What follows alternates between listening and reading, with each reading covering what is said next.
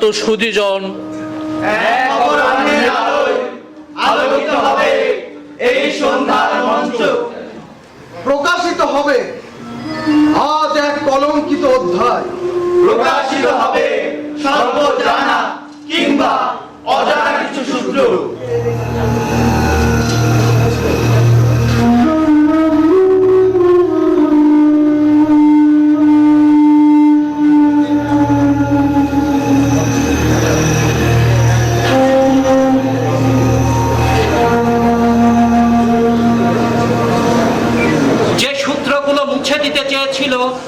অন্ধকারের মেঘে ঢাকা হাতের মানুষেরা মিথ্যা বলে প্রতিষ্ঠিত করতে কত চেষ্টাই না করেছিল তারা।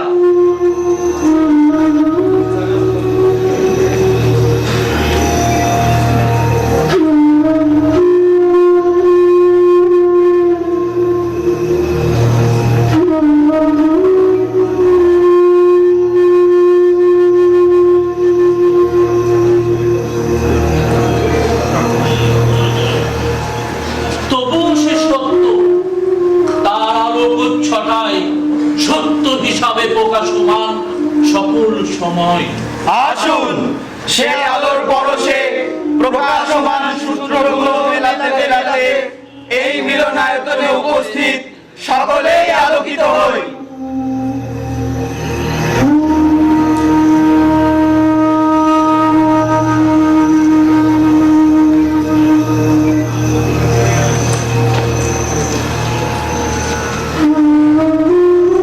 উপস্থিত সকলেই আলোকিত হই সেই অপরাহ্নের আলোয়।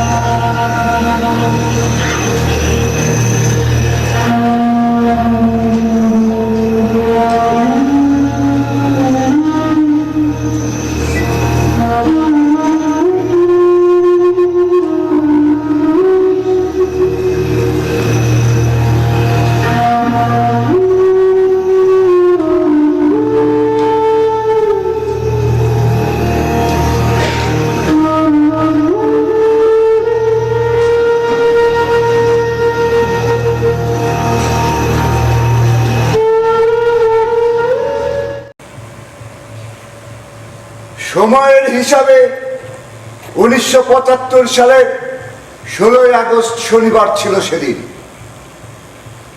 সকাল 7:30টার সময় বেজে ওঠে গোপালগঞ্জ মহকুমার পুলিশ অফিসারের দূরালাপনী যন্ত্রটি। তার মেয়ে রাজধানীর বঙ্গভবন থেকে নির্দেশ আসে তার কাছে। আমি ঢাকার এসপি আব্দুল সালাম বলছি। শোনেন, দুপুরের মধ্যে লাশ টুঙ্গিপাড়া যাবে। বাবা মার কবরের পাশে লাশ দাফন করে রাখবেন। Yes sir. 15 মিনিটের মধ্যে লাশ কবর দিয়ে হেলিকপ্টার ফিরে আসবে। হেলিকপ্টার নামানো, লাশ কবর দেওয়া, আর ওই লাশ যাতে কেউ কবর থেকে উঠিয়ে নিতে না পারে তার জন্য সার্বক্ষণিক নিরাপত্তার ব্যবস্থা করবেন। Yes sir. শ্রাবণের বৃষ্টিহীন তপ্ত দিন ছিল সেটা। এই টেলিফোনের নির্দেশনার পর টুঙ্গিপাড়ার আকাশ বাতাস মাটি যেন আরো শুষ্ক আরো দগ্ধ হয়ে উঠল। এরপর যখন মধ্যাহ্ন পার হয়ে অপরাহ্ন আগত, ঘড়ির হিসাবে দুপুর 1:30।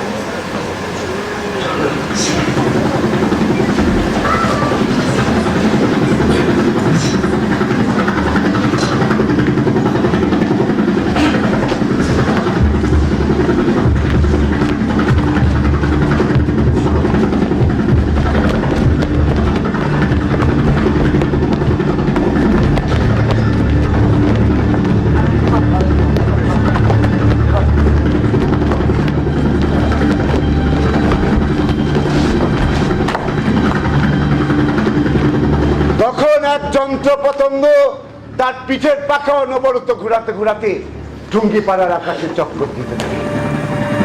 টুঙ্গিপাড়ার মানুষেরা ঘর থেকে বের হয়ে আসে, শোক আর আতঙ্কের চাদরে ঢাকা সকলে যন্ত্র পতঙ্গ দর্শনে তাদের শুষ্ক আর তপ্ত বুকে তারা ঘরে আসে। কিন্তু তাদের চক্ষু যুগল হয়ে ওঠে বর্ষার ঝর্ণা দ্বারা, আর এই বর্ষার ঝর্ণা দ্বারা ভূমি স্পর্শ করার আগেই শুকিয়ে যেতে থাকে।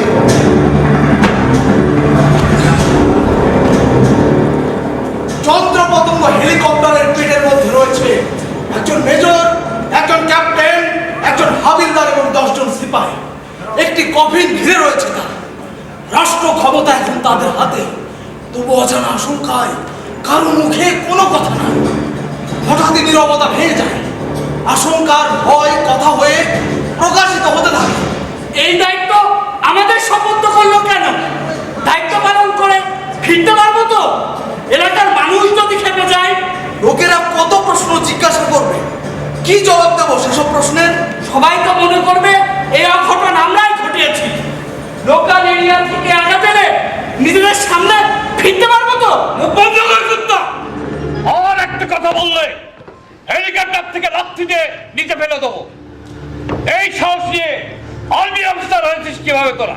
Sorry sir.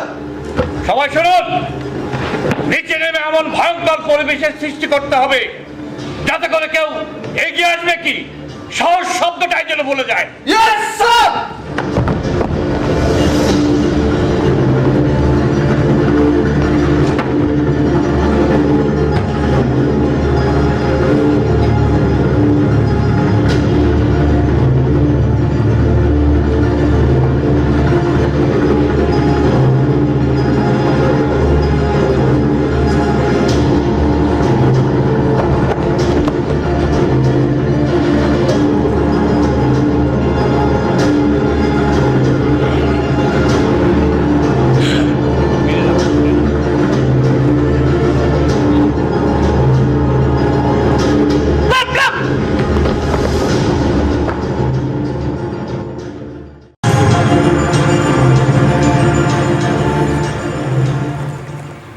এখানকার পুলিশের বাচ্চাটা কই? থানার ওসি কই? স্যার, আমি এখানকার থানার ওসি। এই কুত্তার বাচ্চা, কোথায় ছিলি এতক্ষণ? তোকে তারপরে সবকিছু গুছিয়ে রাখতে বলা হয়েছে, রাখিস নি কেন? হয়েছে, সবকিছু প্রস্তুত রাখা হয়েছে। 15 মিনিটের মধ্যে লাশ দাফন শেষ করতে হবে। 15 মিনিট। কোনো সমস্যা হলে আগে থেকে শেষ করবো। ব্রাশ খাওয়ালে তোর মুখটা ঝাঁঝরা করে দেবো কুত্তা। দাফন কি তুই একা করবি? লোকজন জোগাড় করে রাখতে বলা হয়েছিল, রাখিস নি কেন? স্যার, আপনার লোকেরাই তো সবাইকে তাড়িয়ে দিন। আমি এসব শুনতে চাই না। 10 মিনিটের মধ্যে লাশ দাফন শেষ করতে হবে। যা, সবাইকে ডেকে নিয়ে আয়। যা।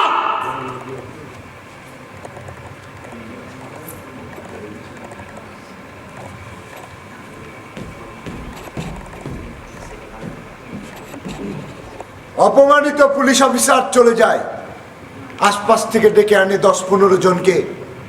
এরপর সবাই মিলে যন্ত্রপতঙ্গের পেটের মধ্যে থেকে বের করে আনে বিশেষত্বহীন সাধারণ একটি কফিন, বয়ে নিয়ে যেতে থাকে নির্দিষ্ট বাড়িটির দিকে।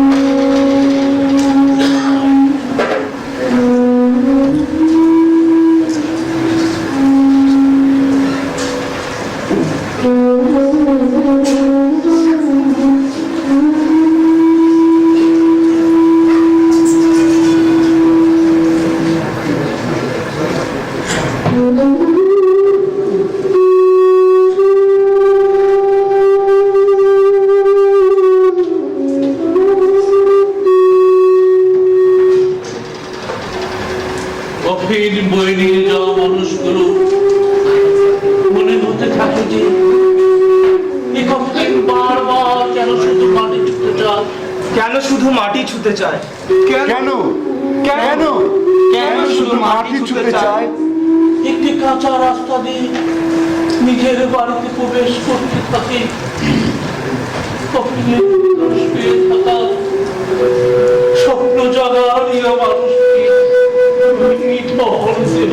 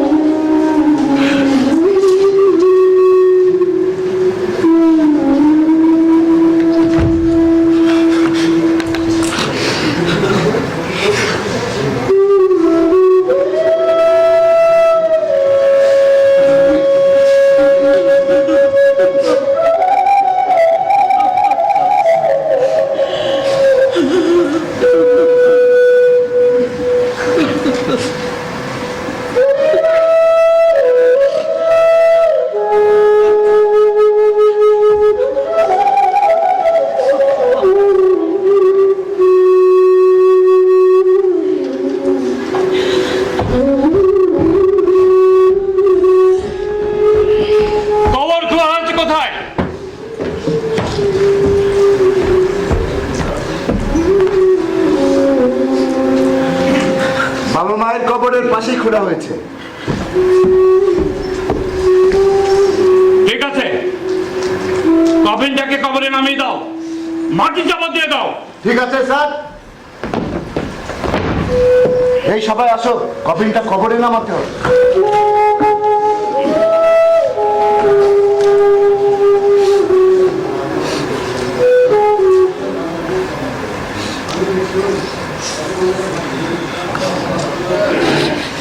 স্যার একটা কথা বলি স্যার, কবর যখন খোঁড়া হয়েছে মুসলমান হিসাবে ওনাকে গোসল আর কাপড় পরিয়ে জানাজাটা দিলে ভালো হয়। না না, ওসব করা যাবে না, বেশি সময় লেগে গেলে আশ্চিন্তা হয়ে যেতে পারে। স্যার 144 ধারা দাঁড়িয়ে আছে। টুঙ্গিপাড়া পুলিশ ফোর্স ঘেরাও করে রয়েছে। লাশ চিন্তায় কোনো সুযোগ নেই। অনেক সময় ব্যাপার, শুধু জানাজার জন্য সময় দেওয়া যেতে পারে। গোসল কাপড় ছাড়া জানাজা দাফন স্যার, একটা মুসলমানের তো বেধর্মী মতে মাটি চাপা হতে পারে, সেজন্যই। ঠিক আছে, ডাকো মৌলভীকে।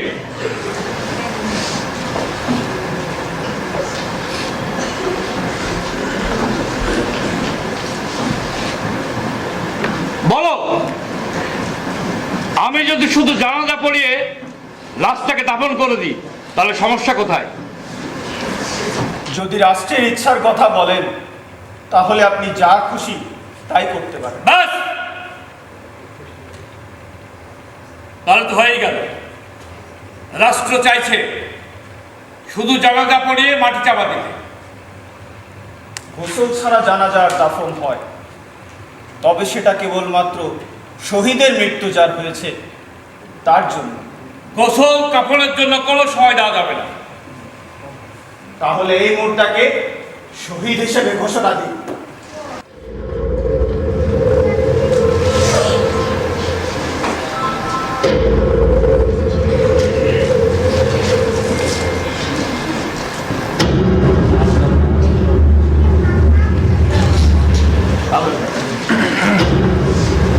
ঠিক আছে,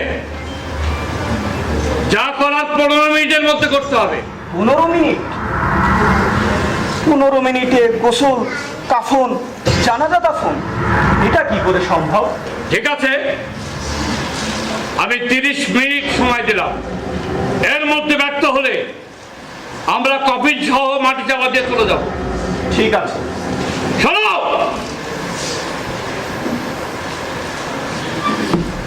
একটা কথা পরিষ্কার করে শুনে নাও, এখানে যা কিছু করবে সব আমাদের উপস্থিতিতেই করতে হবে। ইসলামের দোহাই দিয়ে কোনো কিছু ঢাকতে পারবা না।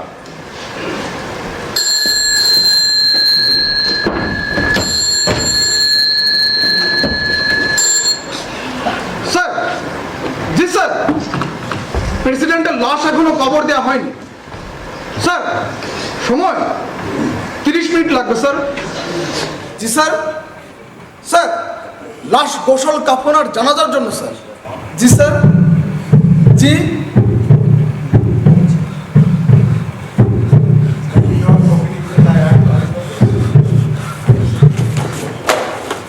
কুত্তার বাচ্চা, বাস্টার্ড, তোদের কি কাফন জানাজার ব্যবস্থা করতে পাঠানো হয়েছে? আজ তোর কাফন আর জানাজার ব্যবস্থা করা হবে। দাফন, কাফন, জানাজা তোর পেছন দিয়ে ঢুকানো হবে, শুয়োরের বাচ্চা। স্যার, ও পাশ থেকে এসব শোনানো হয়েছে আমাকে, আর 10 মিনিট পর আবার জানতে চাইবে যে আমরা নির্দেশ মতো সব সমাপ্ত করতে পেরেছি কিনা। এখন কি করবেন স্যার? আমি যে লাশটাকে ডাইরেক্ট মাটিতে বানিয়ে দিই? না,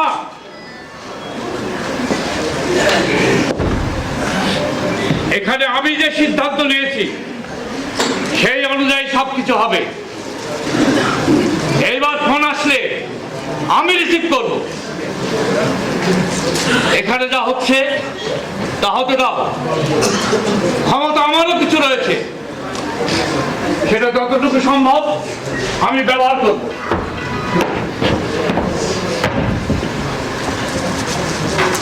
সৈন্যদল স্থির হয়ে বসে থাকে বারান্দায়, দৃষ্টি মধ্য টানে। মধ্য টানে তখন কফিনের ডালার পেরেক তোলা হয়েছে। কৃষক আব্দুল মান্না, যে কিনা কফিনে শুয়ে থাকা মানুষটি ছেলেবেলাকার খেলার সাথে, সেই আব্দুল মান্না দৃষ্টিতে চেয়ে থাকে কফিনের ভিতরে বরফের বিছানায় শুয়ে থাকা মানুষ। বাড়ির পশ্চিমের ছাকরা ছাতির রাত্রির পাতা চুইয়ে অপরাহ্নের আলো এসে পড়েছে কফিনের ভিতরে। সে আলোয় বড় মায়া ভয় দেখা যায় ভিতরের মানুষটিকে। এক দৃষ্টিতে চেয়ে থাকে আমাকে একটু সকাল তুলবার দাও।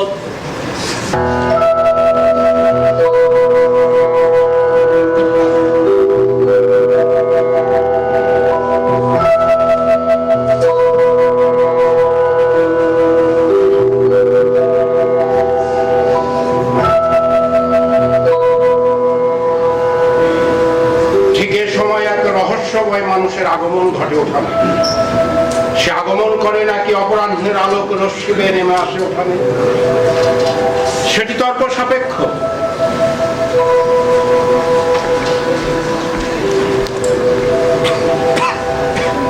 বর্তমানে সে কফিনের শিওরে দণ্ডায়মান এবং মধ্য উঠানে উপস্থিত সকলেই তাকে এক দৃষ্টিতে পর্যবেক্ষণে ব্যস্ত। সেটি ওই আলোক রশ্মির মতোই সত্য এবং বিশ্বাসযোগ্য।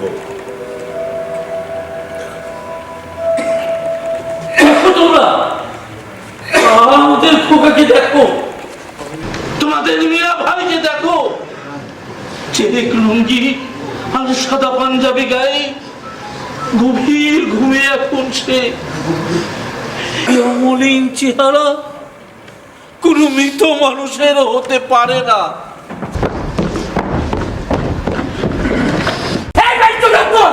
এখানে বসে বসে কুলি ঘর ছাড়া হয়তো তোলেন না।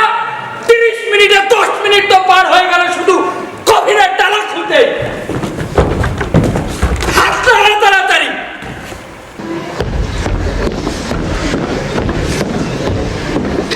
মানুষের পরিণতি দেখেন স্যার, দুদিন আগে যিনি দেশের প্রেসিডেন্ট আজ তিনি লাশ হয়ে পড়ে আছেন।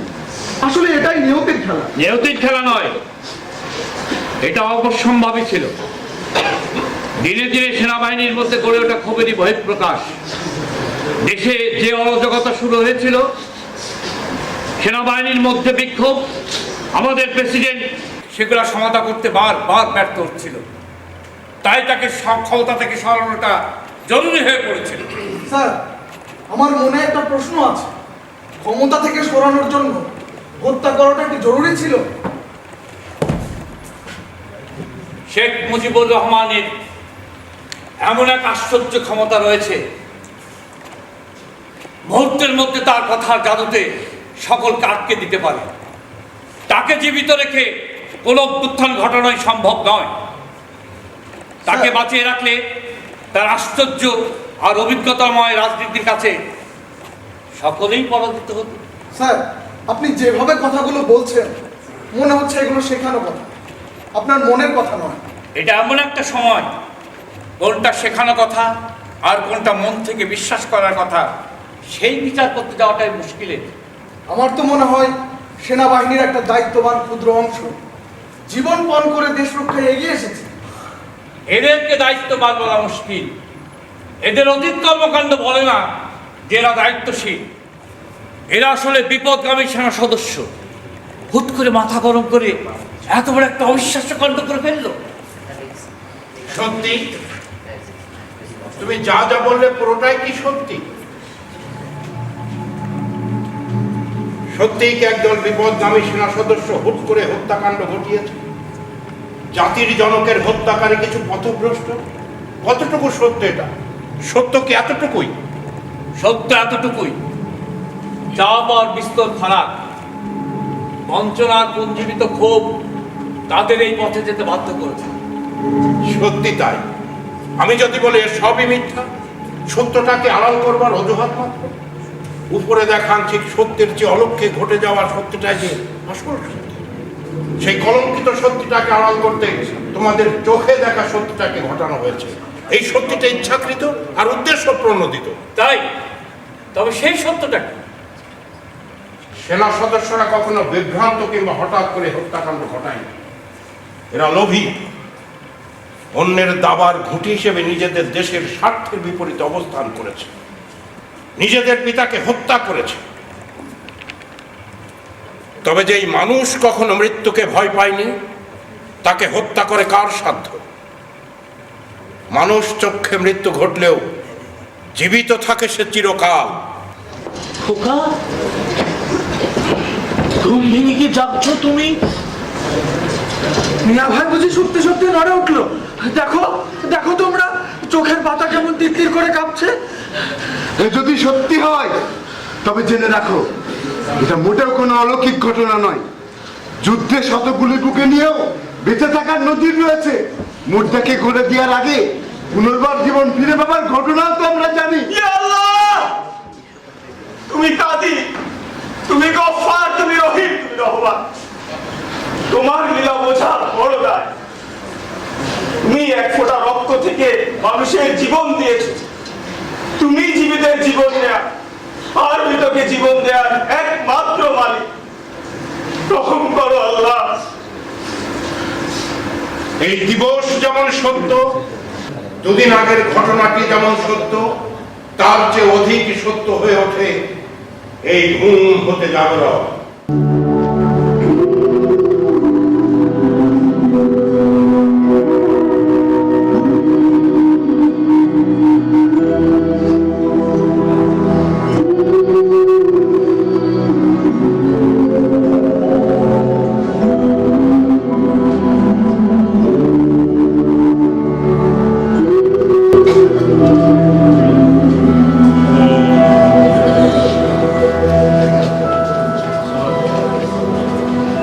এই দেখো, আমি তোমাদের খোকা, তোমাদের মিয়া ভাই।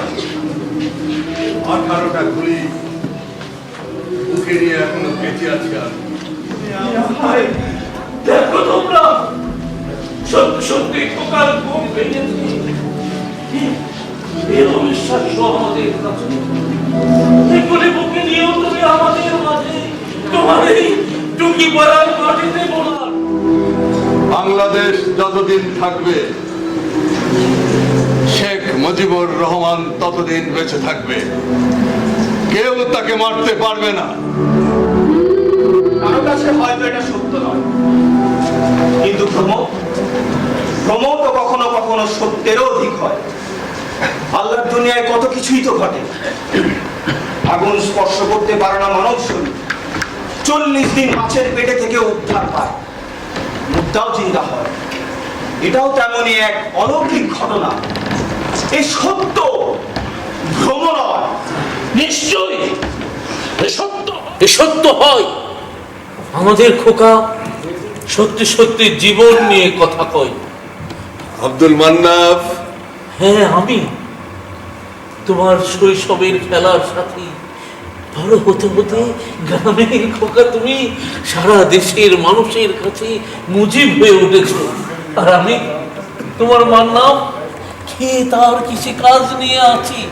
তোমার মুখে আমার নাম ধরে ডাক কতদিন শুনিনি, আজ শুনি বুকটা আমার ভরে গেল। আর আমার বুকটা যে খা খা করছে মান্নাফ। 18টা গুলি বুকটাকে একেবারে ঝাঁঝরা করে দিয়েছে। শুকনো, একেবারে ঠনঠনে শুকনো মনে হচ্ছে ভেতরটা। মিয়া ভাই এক গ্লাস পানি এনে দেই। না, পানির তৃষ্ণা পাইনি। স্যার, আপনার সারা শরীরের রক্ত গোসল দিয়ে ধুয়ে পরিষ্কার করে নিলে ভালো হয়। ঠিক বলেছ, শরীরে রক্ত লেগে থাকাটা ভালো দেখায় না। কাপড় থেকে বুলেটের চিহ্ন মুছে ফেলা দরকার। রজব মিয়া, যাও সাবান আর কাপড় নিয়ে আসো। খোকা, এ কি তোমার ডান হাতের শাহাদত আঙ্গুল?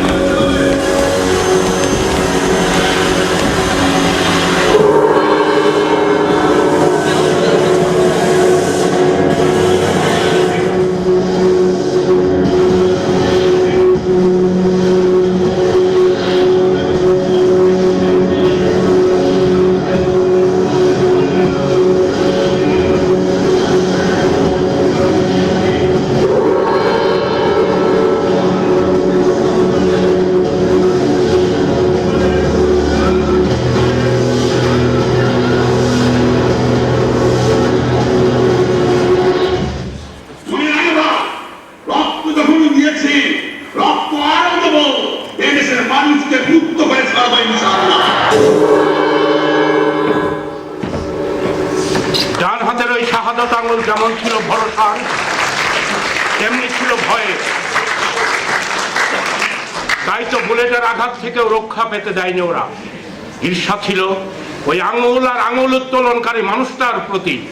ঈর্ষা থাকাটাই স্বাভাবিক নয়, ঈর্ষা মানুষের স্বভাবজাত। ঈর্ষা? তোমাদের ধারণা শুধু ঈর্ষা থেকেই ঘটেছে হত্যাকাণ্ড? এই হত্যাকাণ্ডের ইন্ধনদাতার সুবিধাভোগকারী সকলে যে দেশ আর দেশের গণ্ডি ছাড়িয়েও তাদের অন্ধকার ছায়া মেলে অবস্থান করছে, নতুন নতুন ষড়যন্ত্রের জাল বিস্তার করে চলেছে। তোমাদের ঢুলি পড়া চোখে তাদের সর্বপ্রস্তুতি টেরই পাচ্ছ না তোমরা। খেয়ালই করো না। যদি কিছু বলতেই চাও, ইঙ্গিতে না বলে স্পষ্ট করে বলো। স্পষ্ট করে বলাটা আমার স্বভাব বিরুদ্ধ, অভ্যাসে নয়। তার চেয়ে এক কাজ করি, আমি তোমাদের কিছু ঘটনা বলে যাই, কিছু প্রশ্ন রেখে যাই তোমাদের কাছে, তোমরাই মিলিয়ে নাও, বুঝে নাও সব। যদি মস্তিষ্ক বলে অবশিষ্ট কিছু থাকে তোমাদের। মস্তিষ্ক না থাকলেও বন্দুকের ডগায় বেয়োনেট আর পেট ভরা গুলি রয়েছে, যা দিয়ে দুদিন আগে বড় একটা পরিবর্তন হয়ে গেছে। মাঝে মাঝে মস্তিষ্কের চেয়ে বন্দুকই বেশি কার্যকরী। আমরা এখানে হিসাব মিলানোর খেলা করতে আসি। আচ্ছা, তুমি কি আমাদের ব্যস্ত রাখতে চাইছো, আর এই ফাঁকে রাস্তাকে কোন রকম সরিয়ে নেওয়ার পরিকল্পনা করছো? ঠিক বলেছেন স্যার। লাশটাকে একবার এখান থেকে নিয়ে যেতে পারলে আবার মিছিল, আন্দোলন, বিক্ষোভ। লাভ নেই। এই হত্যাকাণ্ডের পর যতগুলো বিক্ষোভ আর প্রতিবাদ ঘটবার আশঙ্কা দেখা দিয়েছিল, সবগুলোকে অঙ্কুরেই বিনষ্ট করা হয়েছে। তোমার চেষ্টাটাও ব্যর্থ হবে। স্যার, আমরা ওর সাথে এভাবে কথা বলে যাচ্ছি কেন? ষড়যন্ত্রের পরিকল্পনাকারী হিসেবে কেন ওকে হত্যা করছি না? সহজ হিসাব, তোমরা আমাকে হত্যা করতে পারছো না, তা হত্যা করছো না। তুমি কে? মানুষের মতোই তো দেখতে আমার অবয়ব। তোমাদের চোখে দেখা সত্যিটাকে সত্যি বলে বিশ্বাস করতে পারো। নাটক করবে না, একদম নাটক করবে না। নাটক? তোমরা এখানে যা করছো সেটা নাটক না। ইচ্ছাকৃত ভাবে মানুষের মনে ভয় ঢুকিয়ে দিতে একটা আতঙ্কের মঞ্চ তৈরি করেছো। এই যে চারিপাশে এত মানুষ এসে জড়ো হয়েছে, তাদের প্রিয় মানুষটিকে শেষবারের মতো একবার দেখবে বলে তোমাদের বন্দুকের নলের ডগায় উঠতে থাকা ত্রাসের পতাকা, তোমাদের জারি করা 144 ধারা আর এই মুখোশ, সব মিলিয়ে এমন একটা পরিস্থিতি তৈরি করেছো, ওই সব মানুষদের স্থবিরতায় পেয়ে বসেছে। নাটক তো করছো তোমরা। মানুষটির কথায় অস্বস্তি পেয়ে বসে সামরিক মুক্তি করার সৈন্যদের। মানুষটির কথার বিপক্ষে তাদের মুখে কোনো কথা থাকে না। এদিকে পুকুরের ঠান্ডা জলে আর কাপড় কাচা 570 সাবানে জেগে ওঠা সকল পুরুষটি শরীরের রক্ত ময়লা সব ধুয়ে সাফ হয়ে যায়। নিজের বাড়ির উঠোনে দাঁড়িয়ে বাড়ির কোনো ঘর থেকে পরবার মতন কোনো কাপড় জোগাড় সম্ভব হয়ে ওঠে না। অবশেষে রেড ক্রসের লাল পাড় ধান শাড়ি পা ছিঁড়ে মুদ্রার কাফনের সাথে সেজে ওঠে সকলের খোকা কিংবা মিয়া ভাই। আমার রিলিফের কাপড় আমার শরীরে উঠল ভালো, কিন্তু এখন যে আমাকে যাত্রার বিবেকের মতো লাগছে রে বান্না। 1954 সালে মুসলিম লীগ সরকারকে অনাস্থা জানিয়ে আরবানিটলার মাঠে কি দুর্দান্ত নাটকই না করেছিলাম। গ্রামের পথ ঘাট, সবুজ পথ ঘাট দাপিয়ে বেড়াতো যে ছেলে, পথচারের নাচে গানে যে ছিল সেরা, সেই ছেলে আরমানি টোলার মাঠে নাটক করবে, এতে আশ্চর্যের কি? আশ্চর্য তো একটা আছে। সেদিন আমার বন্ধু কৃষক আব্দুল মান্নাফের চরিত্র হয়ে কাস্তে হাতে মাথাল মাথায় উঠে দাঁড়িয়েছিলাম মঞ্চে। মুখে গেয়ে উঠেছিলাম কৃষকের বঞ্চনার গান। আহ, আলতাফ মাহমুদের সুরে কি জাদুই না ছিল সেই গানে।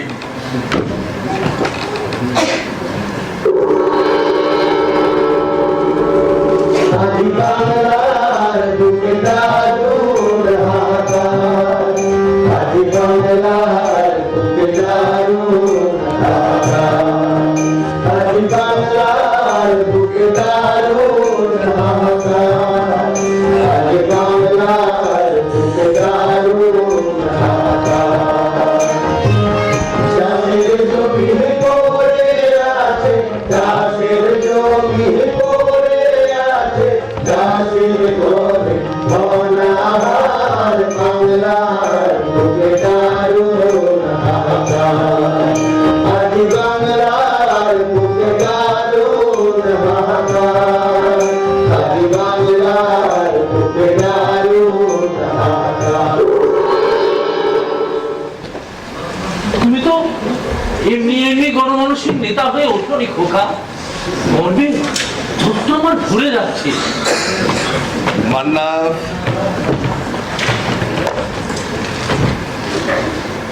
আমি তোমাদের থেকে দূরে সরে গেলেও কোনোদিন তোমাদের ভুলি নাই। এই সোনার বাংলা করতে হলে কৃষক আব্দুল মান্নাফদের সুখ দুঃখ আগে দেখতে হবে। কৃষক আব্দুল মান্নাফ রায় তো আমাদের পেটের ভাত জোগায়, তাদেরকে ভুলে থাকলে তো আমাদের নিজেদেরই কষ্ট করে হবে। তাই আমি এখনো বিশ্বাস করি বাংলার মাটির মতো মাটি এই পৃথিবীতে কোথাও তোমরা খুঁজে পাবে না। এই বাংলার মাটিতে সোনালী ফসল ফলিয়েও সোনার বাংলা গড়ে তোলা সম্ভব। তুমি তো এই মাটিরই সন্তান। স্বাধীনতার আগে তুমি কৃষকদের সামনে রেখে তুমি তোমার পরিকল্পনা সাজিয়েছো, স্বাধীনতার পরেও তুমি কৃষকদের সামনে রেখে তোমার কথা বলেছো। তুমি তো শহরমুখী রাজনীতি ভুলে গিয়ে কৃষকদের বাঁচার রাজনীতির কথা বলেছো। আমার বন্ধু আব্দুল মান্নাফও দেখি কম রাজনীতি বোঝে না। এখন রাজনীতির কথা বাদ দাও। বাদ দিলাম রাজনীতির কথা বাদ দিলাম। তাই বলে আমাদের প্রাণের নেতা সেই মুজিবকে তো আর বাদ দিতে পারি না। তোমার এই গ্রামের মাটি আর এই মাটির মানুষগুলো দাবি তোমার উপর সব থেকে বেশি। 7.5 কোটি মানুষের আরেকটি নাম মুজিববাদ, মুজিববাদ, মুজিববাদ। 7.5 কোটি মানুষের আরেকটি নাম মুজিববাদ।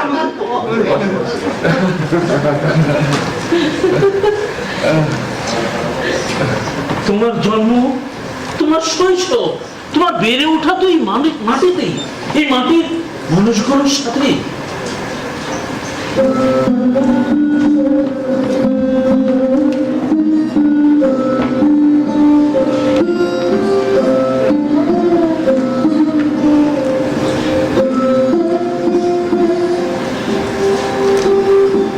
তাই তো আমি সব সময় চেয়েছি, এখনো চাই বাংলার কোনো গ্রামে ধান ক্ষেতের পাশে বাঁশ বাগানের নিচে আমার কবর হোক। আমি কবরে শুয়ে বাংলার মাটির গন্ধ পাবো,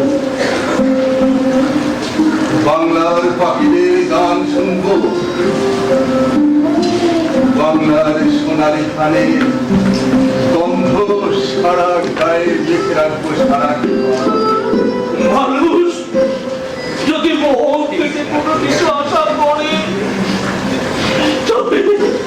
তবে তার সে আশা পূরণ হবে। শীঘ্রই তোমার আশা পূরণ হবে খোকা। মান্না, তুমি কাঁদছো কেন?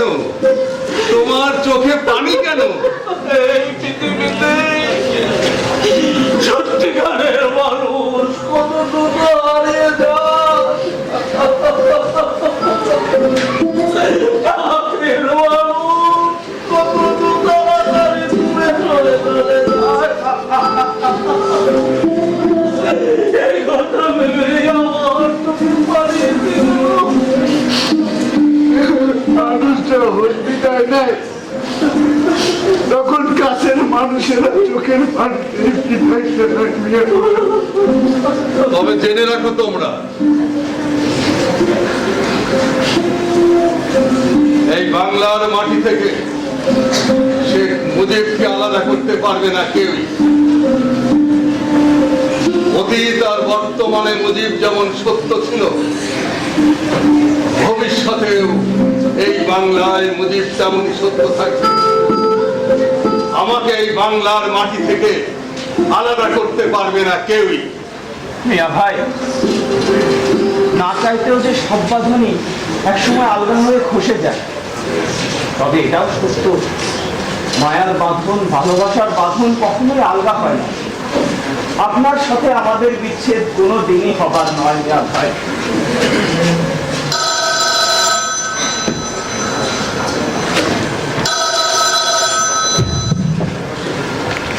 স্যার,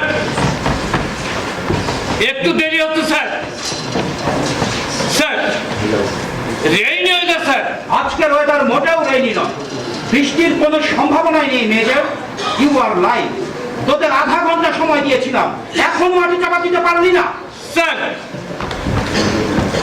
মাটি চাপা দিতেই সময় লাগছে স্যার। একটা লাশ মাটি চাপা দিতে কত সময় লাগে? তোরা লাশ মাটি চাপা দিচ্ছিস নাকি একটা পাহাড়কে মাটি চাপা দিচ্ছিস?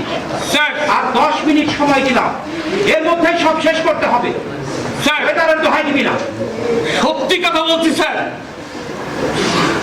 সারা দেশে বৃষ্টি না হলেও এখানে বৃষ্টি হচ্ছে স্যার। স্যার, ওয়েদার ফরকাস্টকে মিথ্যা করে দিয়ে এখানে অবিরাম বৃষ্টি হচ্ছে স্যার। মস্করা করবি না, একদম মস্করা করবি না। কোর্ট মার্শালের সুযোগ পাবি না। জাস্ট 10 মিনিটস, এরপর তোদের জন্য ব্রাশ ফায়ার অপেক্ষা করবে। স্যার,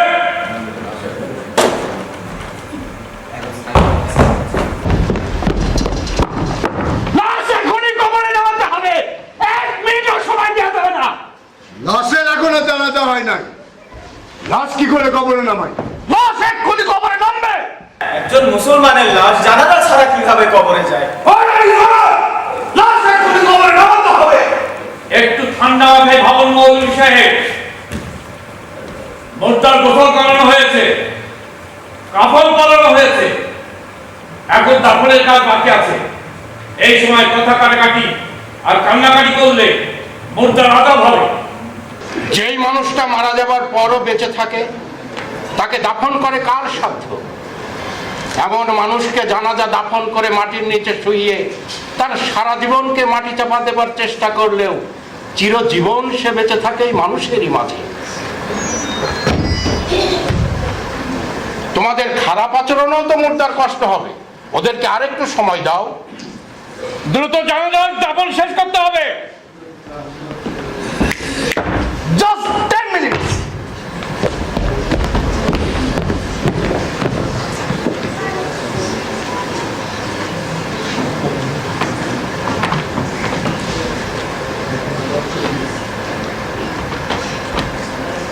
পিতা, তোমার দৃষ্টিতে সকলের জন্য ভালোবাসা ভিন্ন কিছুই তো দেখছি না। এই বাংলার সকলেই আমার সন্তান তুল্য। সন্তান কষ্ট দিলেও কি ভালোবাসা কমে পিতা? সন্তানকে পথে ফিরে আনতে পিতাও তো কখনো কখনো কঠিন কঠোরকে আবির্ভূত হয়। সত্য কথা কি জানো?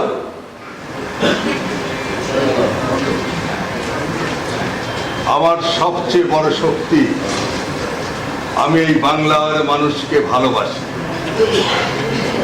আর আমার সবচাইতে বড়, খুব বেশি ভালোবাসি।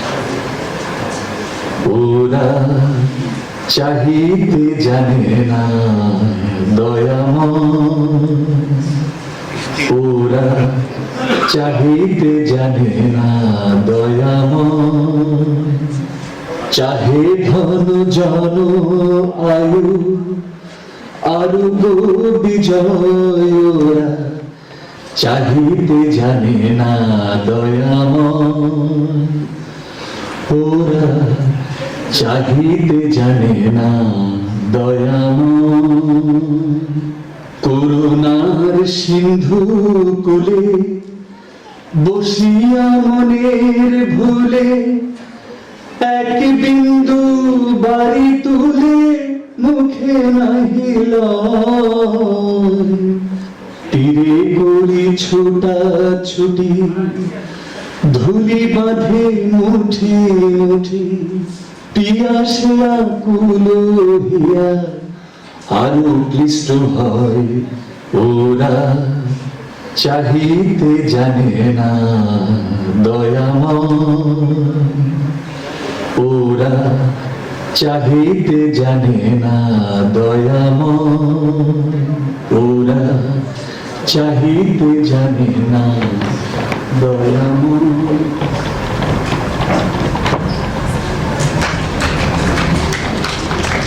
মানুষটির মুখেও আর কথা জোগায় না, তার মনে প্রশ্ন জাগে, এমন মানুষকে কি করে হত্যা করে খুনিরা?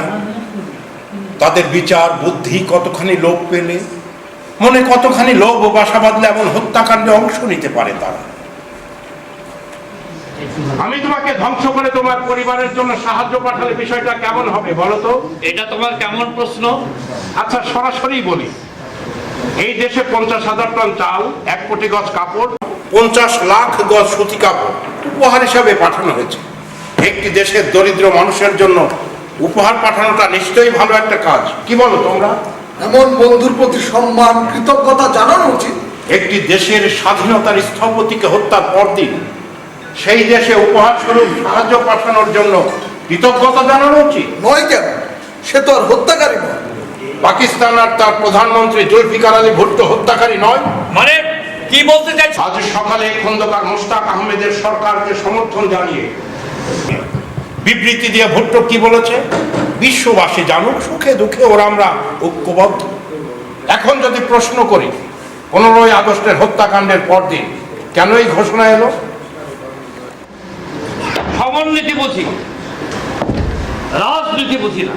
সমর সেনারাও মানুষ, তো মানুষের মতো করে ভাবতে পারো তোমরা, নাকি পারো না? এই লোকটা আমাদের অপমান করছে। আমার এই সত্যি কথাটাই শেলবিদ্ধ হচ্ছে তোমরা। কিন্তু যে দেশ আর শাসক রক্ত চোষার মতো চুষে খেয়েছে এই মাটিকে, যে তোমার পিতাকে হত্যা করে হাত রাঙিয়েছে, সেই আজ নাটক সাজিয়ে তোমাদের দেশকে অসম্মানিত করছে। তাতে একটু অসম্মানিত হচ্ছ না তোমরা? অপমানিত হচ্ছ না তোমরা? তুমি বলতে চাইছো ভুট্টো হত্যাকারী? হত্যা করা হয় যেই হাতিয়ারে, হাতিয়ার ধরে থাকে যেই হাত, সেই হাতের পেছনে থাকা যত হাত, মস্তিষ্ক আর মানুষ সকলেই হত্যাকারী। আমি তোমাদের কিছু ঘটনা বলে যাই, কিছু প্রশ্ন রেখে যাই তোমাদের কাছে, তোমরাই মিলিয়ে নাও। 15ই আগস্ট 1975 সকালবেলা পাকিস্তান রেডিও ভবনে একদল সরকারি কর্মকর্তা নির্দিষ্ট একটা খবরের জন্য কেন অপেক্ষা করছিল? ঠিক দুপুরে বাংলাদেশ থেকে সংবাদটি তাদের কাছে গিয়ে পৌঁছাল। তখন তারা উল্লাস করতে করতে কেন ভুট্টোর কাছে ছুটে গিয়েছে। এরও মাত্র 4 দিন আগে 11ই আগস্ট 1975 এই ভুট্টোই ঘোষণা করে যে অচিরে উপমহাদেশের একটি নাটকীয় পরিবর্তন করবে।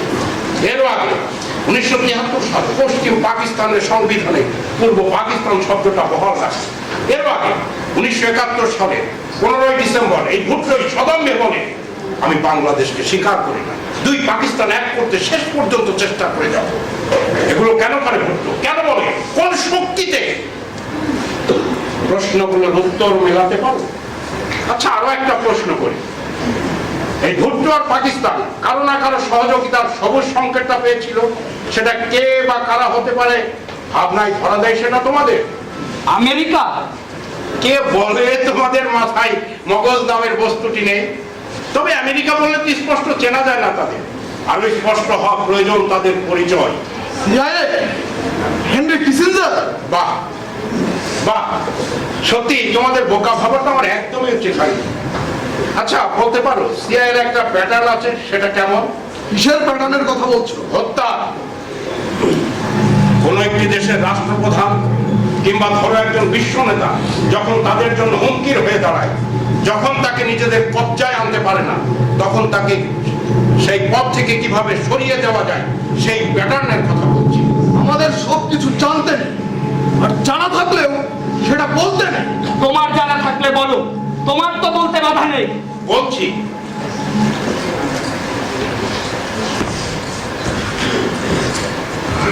সিআইএ, মার্কিন গোয়েন্দা সংস্থা, শুনে নাও ওদের নীতির কথা।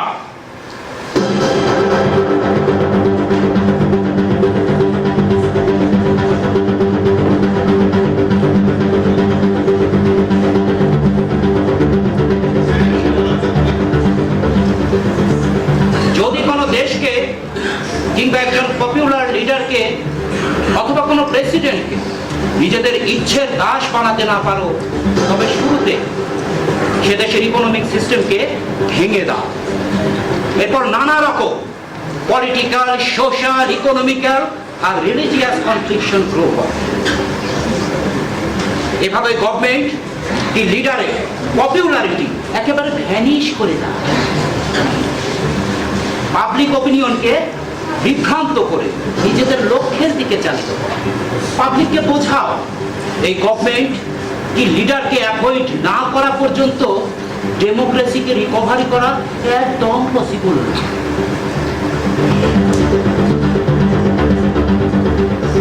আর এজন্য সিভিল সোসাইটি, মাস মিডিয়া আর পলিটিশিয়ানসদের মধ্য থেকে সিলেক্ট করাদের কাজে লাগে। আর্মির মধ্য থেকে সুইটেবল অফিসারদের ফাইন্ড আউট করে ওদেরকেও কাজে লাগাও। এরপর টাকা ওরাও, টাকার জোরে পার্লামেন্ট, বিচার বিভাগ আর মাস মিডিয়াতে প্রভাব বিস্তার করে। সব সেক্টরে নিজেদের লোকদের কাছ থেকে ইনফরমেশন কালেক্ট করে গভর্নমেন্টের সকল প্ল্যান ব্যর্থ করে দিতে থাকো।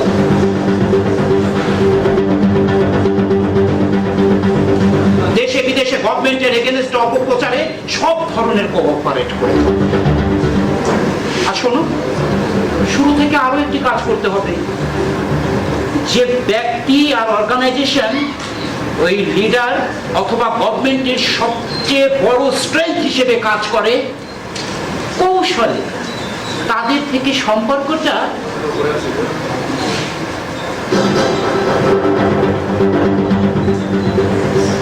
ছিন্ন করে দাও, এত দূরে সরিয়ে দাও যেন আর কখনোই তারা একত্রিত হতে না পারে। এভাবে একসময় দেখবে পাবলিক ওই গভর্নমেন্ট বা লিডারের উপর টোটালি খেপে যাবে, তার কোনো কথাই শুনবে না, একেবারে বিগড়ে যাবে। আর তখনই এক্সট্রিমলি স্ট্রাইক করতে হবে, হত্যা করতে হবে সেই লিডারকে অথবা সেই প্রেসিডেন্টকে।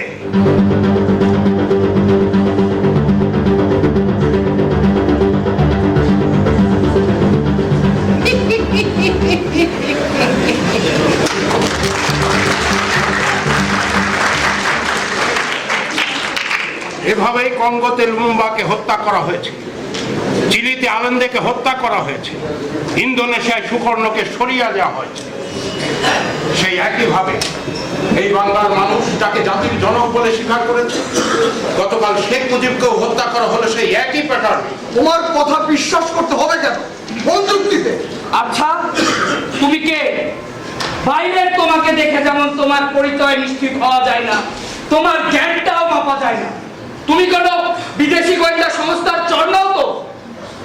আমাকে প্রশ্ন করে ব্যক্তি আমি খোঁজ খবর করতে থাকলে তোমাদের মনে জমে থাকা অন্ধকার আর প্রশ্নের উত্তর পাবে কিভাবে বলো? মানুষের মন সকল সময় অনুসন্ধিৎসু। তাহলে প্রশ্নের ঝাঁপিটা খুলে ধরি। হত্যার দিন সকালে আমেরিকান অ্যাম্বাসেডর ইগুয়ান বোস্টারকে তার বাসা কিংবা অফিসে কেন খুঁজে পাওয়া যায়নি? এত সকালে বোস্টার কোথায় গিয়েছিল? এই আগস্টের প্রথম সপ্তাহে খুনিদের একটি দল কলকাতায় সিআইএ শক্তিধর ব্যক্তি জর্জ গ্রিফিনের সাথে কেন দেখা করে? এরও আগে কিসিঞ্জার ঢাকা সফরে এসে প্রত্যক্ষ এবং পরোক্ষ খুনিদের সাথে কেন গোপনে বৈঠক করে?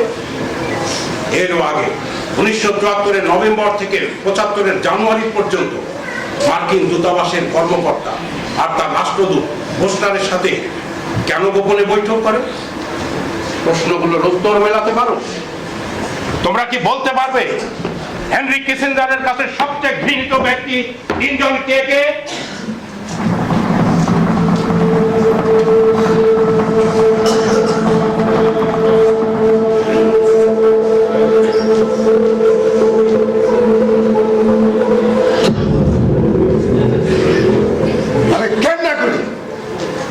চিলির প্রথম সমাজতন্ত্রবাদী রাষ্ট্রপতি আনন্দকে আমি ঘেন্না করি। ভিয়েতনামের প্রেসিডেন্ট থিউকে, আর তৃতীয় জন শেখ মুজিবুর রহমান, জাতির জনক বঙ্গবন্ধু শেখ মুজিবুর রহমান। তাই থেকে তো তার থেকে 1969 সাল থেকেই তার দিকে বুলেট তাক করা শুরু করেছিলে তোমরা, গণমানুষের নেতা যাকে তোমরা কিছুতেই বাগে আনতে পারছিলে না। আর বাংলাদেশের স্বাধীনতার মধ্য দিয়ে তোমাদের মার্কিন কূটনীতির পরাজয় ঘটে। সেই জন্যই আমরা বাংলাদেশের স্বাধীনতাটাই চাই।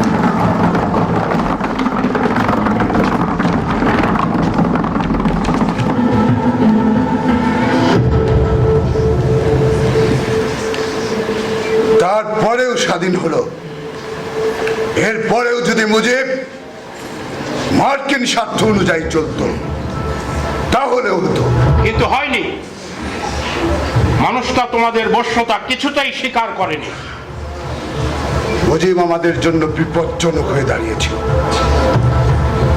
আমরা সেন্ট মার্টিন দ্বীপে সামরিক ঘাঁটি করার প্রস্তাব দিয়েছিলাম, মুজিব সেটা প্রত্যাখ্যান করেছিল।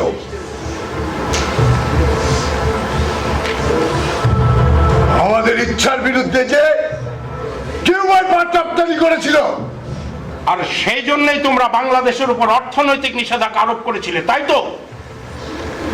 করেছিলাম।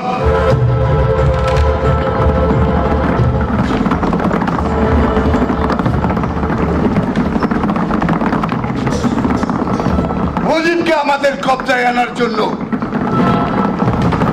এর কোনো বিকল্প ছিল না।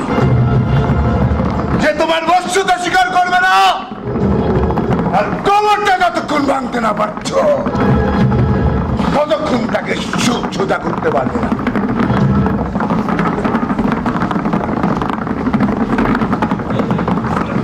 ঠিক 1970 সালের ঘূর্ণিঝড় আর 1971-এর মুক্তিযুদ্ধের কারণে বাংলাদেশকে শূন্য থেকে যাত্রা শুরু করতে হয়েছিল। 1973 সালের খরা আর বিশ্ববাজারের দ্রব্য সামগ্রীর মূল্য বৃদ্ধি সব মিলিয়ে বাংলাদেশ কোমর সোজা করে দাঁড়াতেই পারছিল না। মনে হচ্ছিল বাংলাদেশ যেন একটা ভুল সময় জন্ম নিয়েছে।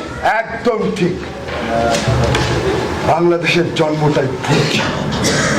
বাংলাদেশের জন্মটা তো তোমাদের পরাজয়। পরাজয় হয়, পরাজয়ের জ্বালা কেবল পরাজিতরাই জানে। পরাজয়ের জ্বালা মেটাতে 1974-এ দুর্ভিক্ষ ঘটিয়ে দিলে, তাই তো? দুর্ভিক্ষ ঘটানো হয়নি, দুর্ভিক্ষ ঘটে গেছে।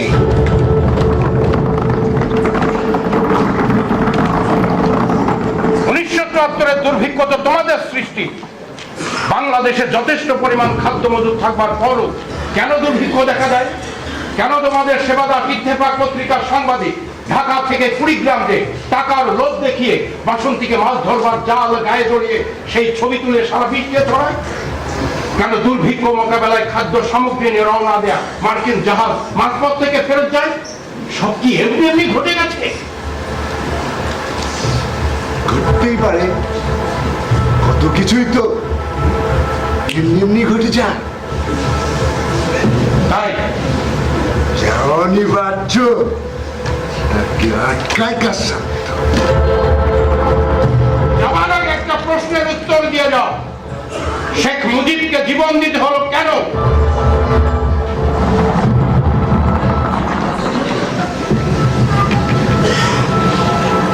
শেখ মুজিব বেঁচে থাকলে এই দক্ষিণ পূর্ব এশিয়ায় মার্কিন নীতি চ্যালেঞ্জের সম্মুখীন। তাই মৃত্যু ছিল আবশ্যকীয়। বিশ্ব রাজনীতিতে নিজ দেশের দাপট টিকিয়ে রাখতে গেলে কোনো কোনো সময় অনিয়মের পথ ধরতেই হয়, আর এটা তো সবাই জানে। শত্রু দমনে এবং যুদ্ধক্ষেত্রে অনিয়ম বলে কিছু নেই, সেখানে সকল অন্যায় ন্যায় বলেই বিবেচিত হয়। পাপ যত ক্ষুদ্রই হোক না কেন সেটা পাপ বলে বিবেচিত হয়। পাপে ভরা জীবনে পাপ পুণ্যের হিসেব কেই বা করে? পাপ বলে কিছু নেই, এক দেশে যেটা ন্যায় অন্য দেশে সেটা অন্যায় বলে বিবেচিত হয়। তবে কোনটা ন্যায় আর কোনটা অন্যায় সেটা কোন বিচারে ঠিক হবে? অন্যায়কে ন্যায় আর ন্যায়কে অন্যায় বলে স্বীকার করে নিলেও ন্যায় সকল সময় ন্যায় আর অন্যায় সকল সময় অন্যায় হিসাবেই থেকে যায়। কালোকে সাদা বললে কালো রং কি পাল্টে যায়? যায় না। তোমার কাছ থেকে আমাদের ন্যায় অন্যায় শিখতে হবে। একজন মানুষের পক্ষে এত কিছু জানা সহজ নয়। তুমি এসব কোথা থেকে জেনেছো? এসব সংবাদ তোমাকে কে দিয়েছে? তোমার যদি জানবার ইচ্ছা থাকে তাহলে তুমি সকল কিছুই জানতে পারবে। কেউ তোমাকে না জানালেও প্রকৃতিই তোমাকে সংবাদটা পৌঁছে দেবে। তোমার এই কথাটার পর তোমার অসংলগ্ন কথাগুলোর কারণ এবার পরিষ্কার। এমন ভারসাম্যহীন উর্বর মস্তিষ্ক থেকে এসব গল্প তৈরি হচ্ছে, যার কিছু কিছু মিলেও যাচ্ছে, আর সেটা শুনে আমরা অবাক হচ্ছি। তোমাকে অতি লৌকিক কোনো ব্যক্তি ভাবছি। আমার কিন্তু অন্য কিছু মনে হচ্ছে। এসব নিয়ে আমরা ঘাটাঘাটি না করি। ওদিকে কাফন পরানো শেষ, তুমি যে দ্রুত লাশটাকে কবরে নামিয়ে দিতে বলো। স্যার, আর বেশিক্ষণ নয়, সব প্রস্তুতি সম্পন্ন। জানাজা করে মাটি চাপা দিয়ে দেবে। সকলে মিলে শেখ মুজিবকে একলা করে দিল, সঙ্গী ছাড়া করে দিল। সঙ্গী ছাড়া মানে? শেখ মুজিবুর রহমানের সবচেয়ে বিশ্বস্ত আর আত্মার জোর ছিল কে? তাজউদ্দিন আহমদ। হ্যাঁ, তাজউদ্দিন আহমদ। শেখ মুজিবের ভালোবাসা আর নিষ্ঠা, তাজউদ্দিনের যুক্তি আর নিষ্ঠা, দুয়ে মিলে অসাধারণ মেলবন্ধন ছিল। দেশে বিদেশে এই জোরকে যেমন শ্রদ্ধা করেছে তেমনি ভয়ও পেয়েছে। মুক্তিযুদ্ধের পুরোটা সময় তাজউদ্দিনকে সংসার ধর্ম ত্যাগ করে নানান ষড়যন্ত্র আর প্রতিকূলতার মধ্য দিয়ে বিচক্ষণতার সাথে তাকে দায়িত্ব পালন করতে হয়েছে। যুদ্ধের পরে সেই তাজউদ্দিনের বিরুদ্ধে নানান কান কথায় দলের সকলের কান ভারী করা হয়েছে। ধীরে ধীরে মুজিব তাজউদ্দিনের মধ্যে দূরত্ব বাড়িয়ে দেওয়া হয়েছে কৌশলে। দেশে বিদেশে থাকা মুজিব বিরোধী শিবির বুঝে গিয়েছিল তাজউদ্দিন পাশে থাকলে শেখ মুজিবকে কিছুতেই বাগে আনা সম্ভব নয়। ওরা অবশ্য সফল হলো। চাপ দিয়ে মুজিব তাজউদ্দিন জোটটাকে ভেঙে দিল। এই সম্পর্ক ছেদ ছিল দুজনের জন্য বড়ই কষ্টের আর বড়ই বেদনার। যত দূরেই সরে যান, বন্ধুত্ব আর ভালোবাসার জোর থাকলে এভাবে একেবারে দূরে থাকা, ভুলে থাকা কি সম্ভব? খুনিরা তাজউদ্দিনের কাছে রাষ্ট্রপতি হওয়ার প্রস্তাব দিয়ে দিয়েছে। তাজউদ্দিন সেটা সরাসরি নাকচ করে দেয়। তিনি ষড়যন্ত্রটা বুঝতে পেরেছিলেন। তিনি ছুটে গিয়েছিলেন, শেখ মুজিবকে জানিয়েছিলেন, বন্ধুকে বাঁচাবার যথাসাধ্য চেষ্টা করেছিল। খুনিরাই সফল করেছে। এসব ঘটনা কম বেশি সকলেই জানে। জানি না স্যার, এই মানুষটা এমন কিছু জানে যার পুরোটা আমরা কখনোই জানতাম না।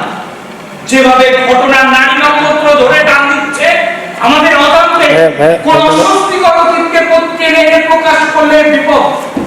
স্যার, ঠিক, এই নিয়ে আমরা ঘাটাঘাটি না করি। অতীতকে অতীতের কাছে রাখাই ভালো, বরং আমরা ভবিষ্যতের দিকে তাকাই। ভবিষ্যৎটা যেন আমাদের জন্য আরো সুখকর হয়, সেই চেষ্টাই করা উচিত।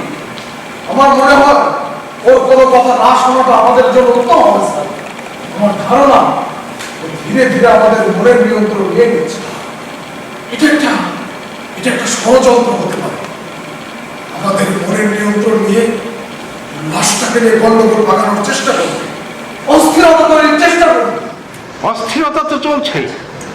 একজন স্বপ্ন দেখা মানুষকে খুন করবার পর খুনিরা তাদের স্বরূপ প্রকাশ করেছে। খুন না বলে যদি হত্যাকাণ্ড বলে তোমাদের জিজ্ঞাসা করি, এই হত্যাকাণ্ডের সাথে কারা জড়িত?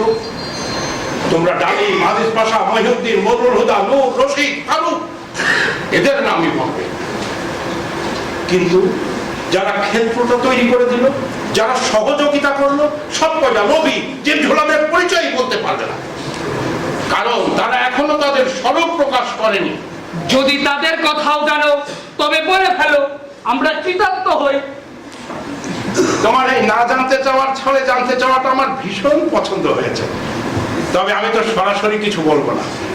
আমি তোমাদের কিছু ঘটনা বলে যাই, কিছু প্রশ্ন রেখে যাই তোমাদের কাছে, তোমরাই মিলিয়ে নাও। আর ভূমিকা করো না। শেখ মুজিব হত্যায় সবচেয়ে সুবিধা ভোগ করেছে কে? কে?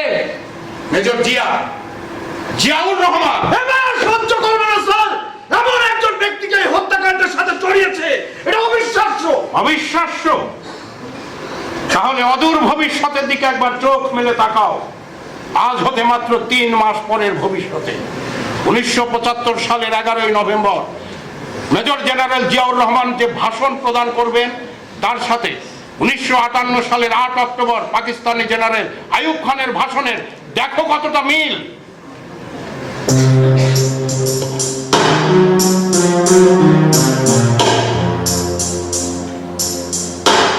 আমি সবাইকে স্মরণ করিয়ে দিতে চাই যে দেশে সামরিক আইন জারি আছে। আমি সবাইকে পরিষ্কারভাবে বলে দিতে চাই যে রাজনীতির সঙ্গে আমার কোনো সম্পর্ক নাই, আর আমার সরকার সম্পূর্ণ নির্দলীয় এবং অরাজনৈতিক। তোমার সরকার সম্পূর্ণ নির্দলীয় এবং অরাজনৈতিক বলে স্বাধীনতা বিরোধীদের পুনর্বাসন করবে। পাকিস্তান থেকে রাজাকার সাজিদুর রহমানকে প্রধানমন্ত্রী বানাবে। জামাত নেতা গোলাম আজমকে পুনর্বাসিত করবে।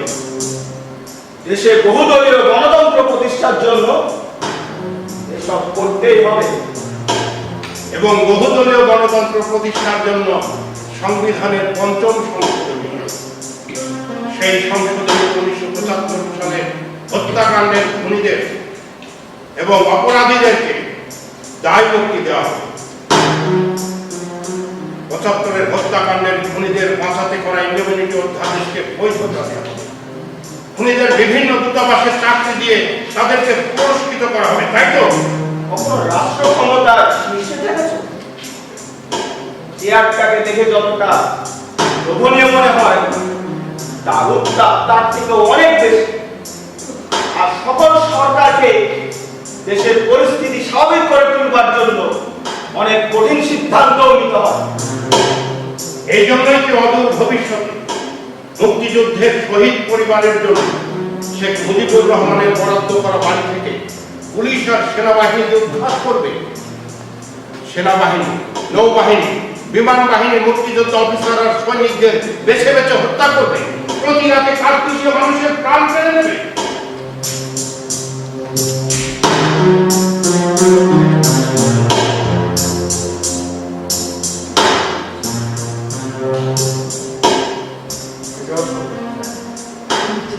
আমি তোমার প্রশ্নের উত্তর দিতে বাধ্য নই। অনেক হয়েছে। তুমি কি ভবিষ্যদ্রষ্টা? তুমি কি জ্যোতিষী? দেখা চোখ থাকে সকলে ভবিষ্যৎ দ্রষ্টা হতে পারে। তোমার এসব গল্পকে আমাদের বিশ্বাস করতে হবে। ভবিষ্যতে যখন বিশ্বাস করছো না, তখন মেজর জিয়ার অতীত আর বর্তমানটা নিয়ে প্রশ্ন করি। তোমাকে আর কিছুই বলতে হবে না। আরো বলুক দেখি কতটা উর্বর ওর কল্পনা শক্তি। হ্যাঁ, তোমার আর কি কি বলার আছে তুমি বলো। ধন্যবাদ তোমাকে কৌশলের শক্তিটাকে জানবার আগ্রহ প্রকাশ করবার জন্য। আচ্ছা, এই ঘটনা জানো তো? 1975-এর 20 মার্চ কর্নেল ফারুক কেন মেজর জিয়ার সাথে দেখা করে? 1973 সালে জিয়া ওয়াশিংটন সফরে গিয়ে মার্কিন পাকিস্তানি গোয়েন্দা সংস্থা ISI এর সদস্যদের সাথে বৈঠক করেন। কেন তিনি পেন্টাগনে আমেরিকান গোয়েন্দা সংস্থা আর তার স্টেট ডিপার্টমেন্টের প্রধানের সঙ্গে সম্পর্ক তৈরি করেন? জিয়া কেন লন্ডন সফরের সময় ভারতীয় কূটনীতিক শশাঙ্ক ব্যানার্জির কাছে রক্ষিত তার জুনিয়র অফিসার ফারুক রহমানের সুটকেস নিজে বহন করে নিয়ে আসেন? কল্পনার শক্তি কতটা প্রখর হলে দেখো, দূরের মানুষেরাও সম্মুখে উপস্থিত হয়, সেটাই দেখে না।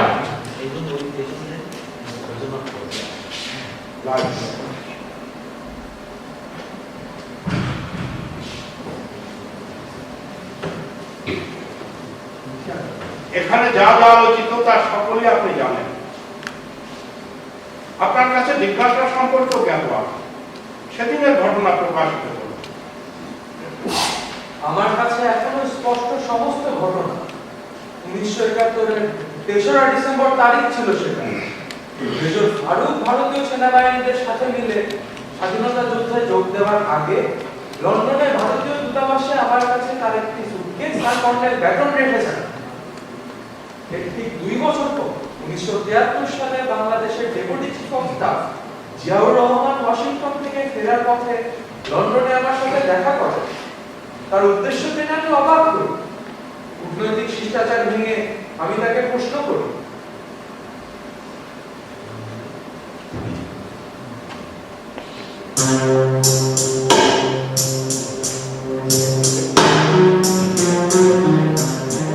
বলুন কি প্রশ্ন আপনার? একজন উচ্চপদস্থ সেনা কর্মকর্তা হয়ে আপনি কেন ফারুক রহমানের মতো জুনিয়র অফিসারের সুটকেস নেওয়ার তুচ্ছ কাজ করতে যাচ্ছেন? কর্নেল ফারুক আমার ঘনিষ্ঠ বন্ধু। বন্ধুত্বের কাছে পদ পদবি কোনো বিষয় নয়। সে আমাকে অনুরোধ করেছিল, তাই আমি তার সুটকেসটা পৌঁছে দিতে চাই। আপনাকে এমন নার্ভাস লাগছে কেন? এই সুটকেস নেওয়ার পেছনে কি গোপন কোনো উদ্দেশ্য আছে? মানুষের নার্ভ সব সময় তার নিয়ন্ত্রণে থাকে না মিস্টার ব্যানার্জি। আপনার ঈশ্বর প্রদত্ত কল্পনা শক্তির প্রশংসা করতেই হচ্ছে। একটা সামান্য সুটকেস নিয়ে আমার সাথে এমন অসাল যুদ্ধের খেলা খেলছেন। আমি সুটকেসটা আপনাকে দিচ্ছি, তবে এটাও আপনাকে জানানোটা জরুরি যে বাংলাদেশ সম্পর্কিত কোনো ঘটনায় জড়িত হলে সেটা সকল কিছুই আমাকে দিল্লিতে রিপোর্ট করতে হয়। তাই আজকের ঘটনা আমাকে জানাতেই হবে। আপনার দায়িত্ব আপনি পালন করবেন, সেটা জানিয়ে আমাকে সতর্ক করবার কোনো প্রয়োজন নেই। আর একটা কথা আপনাকে বলতেই হচ্ছে, ফরেন সার্ভিসে কাজ না করে আপনার গোয়েন্দা সংস্থায় কাজ করা উচিত ছিল মিস্টার ব্যানার্জি।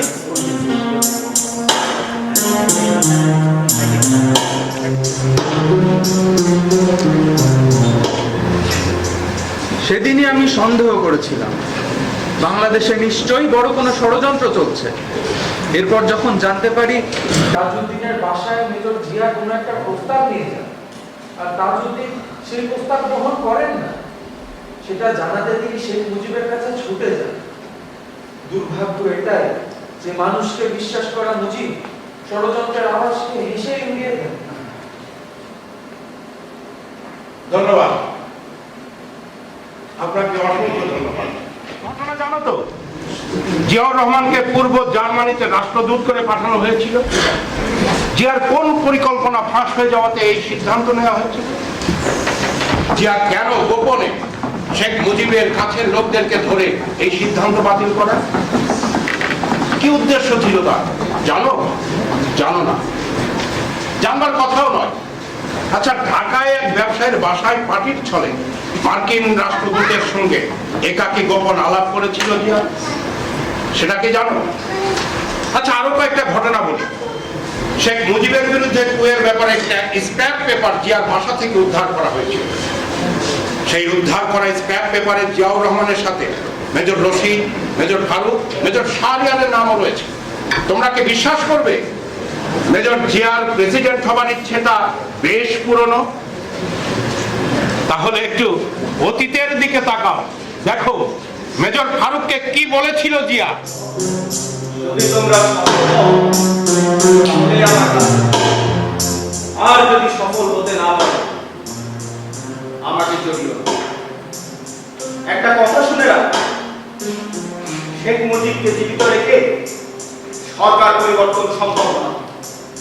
যদি নিজেদেরকে নিরাপদে রাখতে চাও তাহলে রাজনীতি দিয়ে রাজনীতিকে মোকাবেলা করতে হবে। এমন একজন রাজনৈতিক ব্যক্তিত্বকে খুঁজে বের করতে হবে যার মেরুদণ্ড নেই, ইচ্ছা মতো চালানো যাবে, প্রয়োজনে ছুড়ে ফেলাও সহজ হবে।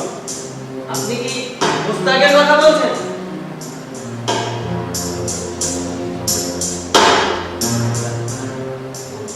হ্যাঁ, খন্দকার মোস্তাক আহমদ।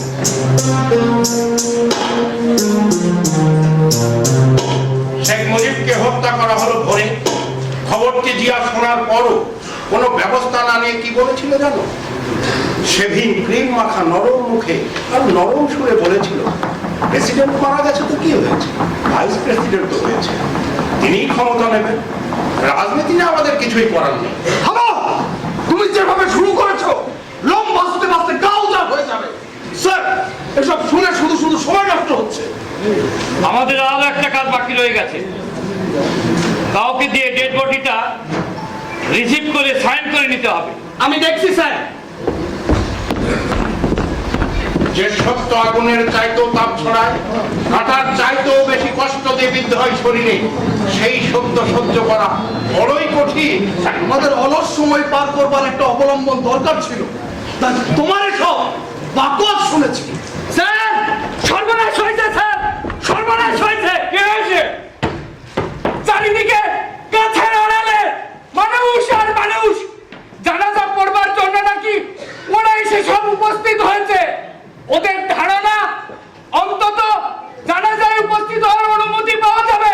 অনুমতির প্রশ্নই আসে না। এটা বিদ্রোহ করবার কূটকৌশল হতে পারে। স্যার, অনুমতি দিন, ফায়ার ওপেন করে। লাভ নাই স্যার, কোনো লাভ নাই স্যার। আমরা গুলি করতে পারবো না। আমরা ভুলে গুলির ম্যাগজিন সব হেলিকপ্টারে রেখেই চলে এসেছি। টিগার টিপলেও গুলি বের হবে না। মেশিন গান পাকা।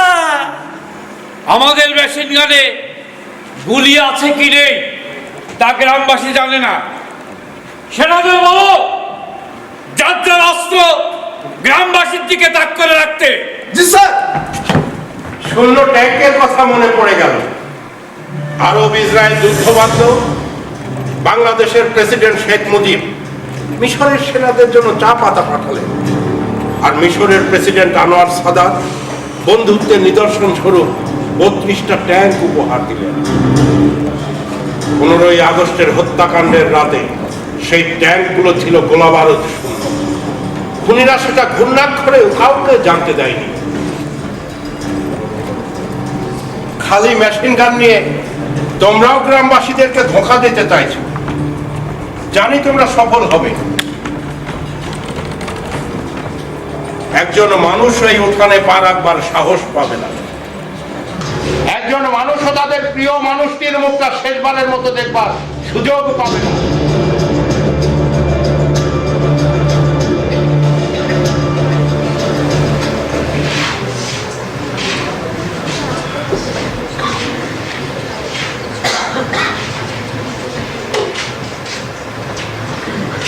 উঠানে কবর,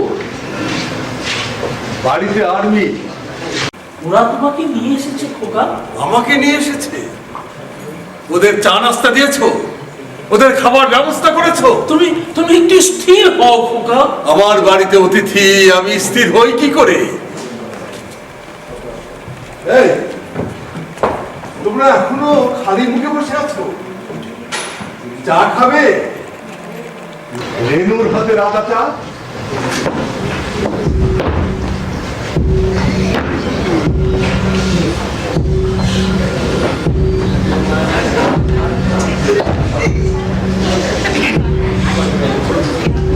দ্রুত জানাজা পড়িয়ে লাশটাকে দাফন করে দাও। এখানে আর এক মুহূর্ত নয়।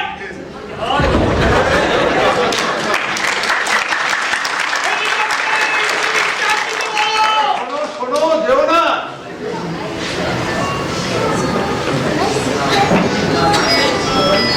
ওরা আমার বাড়িতে এসে এক গ্লাস পানি না খেয়ে চলে গেল। কার জানাজার কথা বলছিল ওরা? বাড়ির উঠানে কবর। এ খবর তোমার খবর? আমার কবর? ওরা কত আমাকে কবর দেখিয়ে ভয় দেখাবে। যে মানুষটা মৃত্যুর জন্য সব সময় প্রস্তুত থাকে, তাকে মৃত্যুর ভয় দেখায় কার সাধ্য? কিন্তু মৃতদের তো কবরে যেতেই হয়। অবশ্যই যেতে হয়, এটাই তো নিয়ম। আচ্ছা মান্না, এই যে আমরা এতক্ষণ উঠানে বসে আছি, কই রেনু তো চা নিয়ে এলো না? রাসেল কোথায়? রাসেলের সাইকেলের আওয়াজ পাই না কেন? জামাল, কামাল ওরা সব কোথায়? কাউকে দেখছি না কেন? খোকা, শেখের বিশাল, আজ তুমি ছাড়া আর কেউ নেই। এবার কেউ আসেনি আমার সাথে? উঠানে কবর, বাড়িতে মানুষজন সব কোথায়? কাউকে দেখছি না কেন? তোমার সেই ইচ্ছাটা পূরণ করতে তুমি চিরদিনের মতন টুঙ্গিপাড়ার মাটিতে সেই পাখির গান শুনবে, ক্ষেতের ধানের শীষের গন্ধ গায়ে মাখবে। সেই জন্যই তো ওরা তোমাকে একাই নিয়ে এসেছে খোকা। সেটা তো আমার মৃত্যুর পরের ইচ্ছে ছিল। কি করে সত্য কথাটা বলি খোকা, তোমাকে ওরা হত্যা করেছে। আমাকে হত্যা করেছে?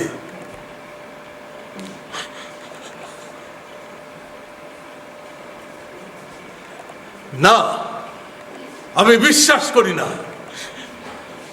এটা কারো কাছেই বিশ্বাসযোগ্য নয় পিতা, তবু আমাদের বিশ্বাস করতেই হবে। এই না শুকানো ক্ষত সারা জীবন বয়ে বেড়াতে হবে আমাদের। আজ সেই সময় উপস্থিত, তোমার শরীরটার সৎকারের সময়। তার আগে আপনাকে বিশ্বাস করে যেতে হবে সেদিনের সেই কালো রাতের ঘটনা। আর তাই আপনার সামনে হাজির করছি এমন একজন যে ছিল আপনার সাথে, আপনার পরিবারের সাথে, প্রত্যক্ষ করেছে সমস্ত হত্যাকাণ্ড। বঙ্গবন্ধু, আমি মহিতুল ইসলাম, আপনার ব্যক্তিগত সহকারী। মহিতুল?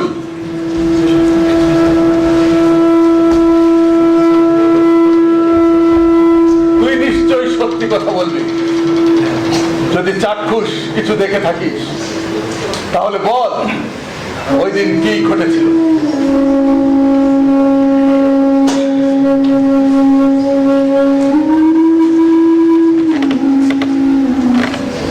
আমি আপনাকে কিভাবে সেদিনের ঘটনা বলবো বঙ্গবন্ধু?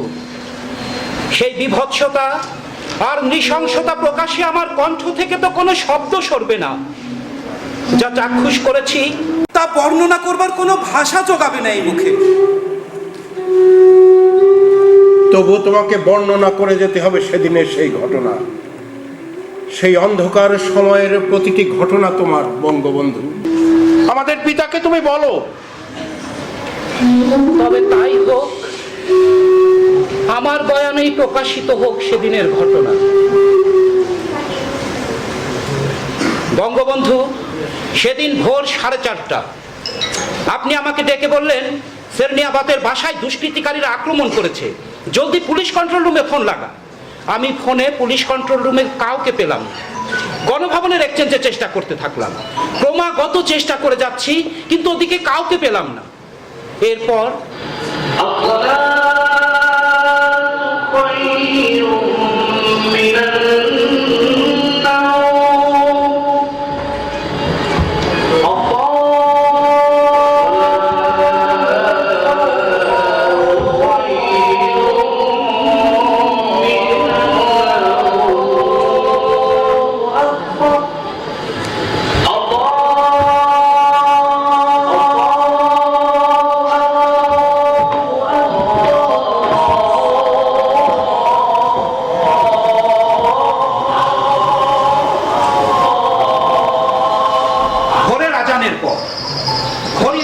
তখন 5টা। 32 নম্বর বাড়ির রক্ষীরা বিগল বাজিয়ে জাতীয় পতাকা ওঠাবে। তখনই দক্ষিণ দিক থেকে সরাসরি আক্রমণ শুরু হয়। আপনি আমার হাত থেকে রিসিভার নিয়ে নিজেই বললেন, আমি প্রেসিডেন্ট শেখ মুজিব বলছি। ওদিকে কেউ শুনলো কিনা বোঝা গেল না, কিন্তু কথাটি শেষ হয়েছে কি হয়নি, গুলি জানালার কাঁচ ভেঙে অবিরাম গুলি আসতে থাকতো। কিছুক্ষণ পর গুলি বৃষ্টি থামল। আপনি উঠে দাঁড়িয়ে চশমার পাঞ্জাবি পরে নিচে নেমে পাহারায় থাকা সেনা আর পুলিশ সদস্যদের সাথে কথা বলে উপরে আসে। তখন কামার ভাই নিচে গিয়ে পুলিশ আর সেনাদের সাথে কথা বলতে থাকে। আমি পেছনেই ছিলাম। তখনই ওরা ওদের চেহারা প্রকাশ করলো। বাড়ির দিকে এগিয়ে এলো মেজর নূর মেজর মহিউদ্দিন, ক্যাপ্টেন বজলুল হুদা। গেটের ভেতরে ঢুকে ওরা হ্যান্ডস আপ করে চিৎকার করতে থাকে। কোনো কথা না বলে কামাল ভাইয়ের পায়ে গুলি করে বজলুল হুদা। নিজেকে বাঁচাতে লাফ দিয়ে পাশের ঘরের মধ্যে গিয়ে পড়েন কামাল ভাই। বজলুল হুদা হাতের সামনে অস্ত্র দিয়ে কামাল ভাইকে ব্রাশ ফায়ার করে। ও কি ভয়ঙ্কর! আপনি তখন বুঝে গেছেন নিচে কি ঘটেছে। আর ফোনে সামরিক সচিব কর্নেল জামিল উদ্দিনকে পেয়ে গেছেন। আপনি তাকে নির্দেশ দিলেন, জামিল তুমি তাড়াতাড়ি আসো, আর্মির লোকরা আমার বাসায় অ্যাটাক করেছে, শফিউল্লাহকে ফোর্স পাঠাতে বলো। সেনাপ্রধান জেনারেল শফিউল্লাহকেও আপনি ফোনে বলেছিলেন, শফিউল্লাহ তোমার ফোর্স আমার বাড়ি অ্যাটাক করেছে, কামালকে বোধহয় ওরা মেরে ফেলেছে, তুমি জলদি ফোর্স পাঠাও। সে সময় খুনিরা গুলি করতে করতে উপরে চলে যায়। ওরা আপনার ঘরের বাইরে অবস্থান নেয়। আপনি দরজা খুলে বারান্দায় বেরিয়ে আসতেই ওরা আপনাকে ঘিরে ধরে। মেজর মহিউদ্দিন আপনাকে নিচে নিয়ে যেতে থাকে। আপনি তখন হুঙ্কার দিয়ে বলেছিলেন, তোরা কি চাস, আমাকে কোথায় নিয়ে যাবি, তোরা আমাকে কোথায় নিয়ে যাবি, কি করবি, বেয়াদবি করছিস কেন? সিঁড়ির মাঝামাঝি দাঁড়িয়ে থাকা বজলুল হুদা নূর তাদের স্টেন গান দিয়ে এক ঝাঁক গুলি এগিয়ে আসে আপনার দিকে।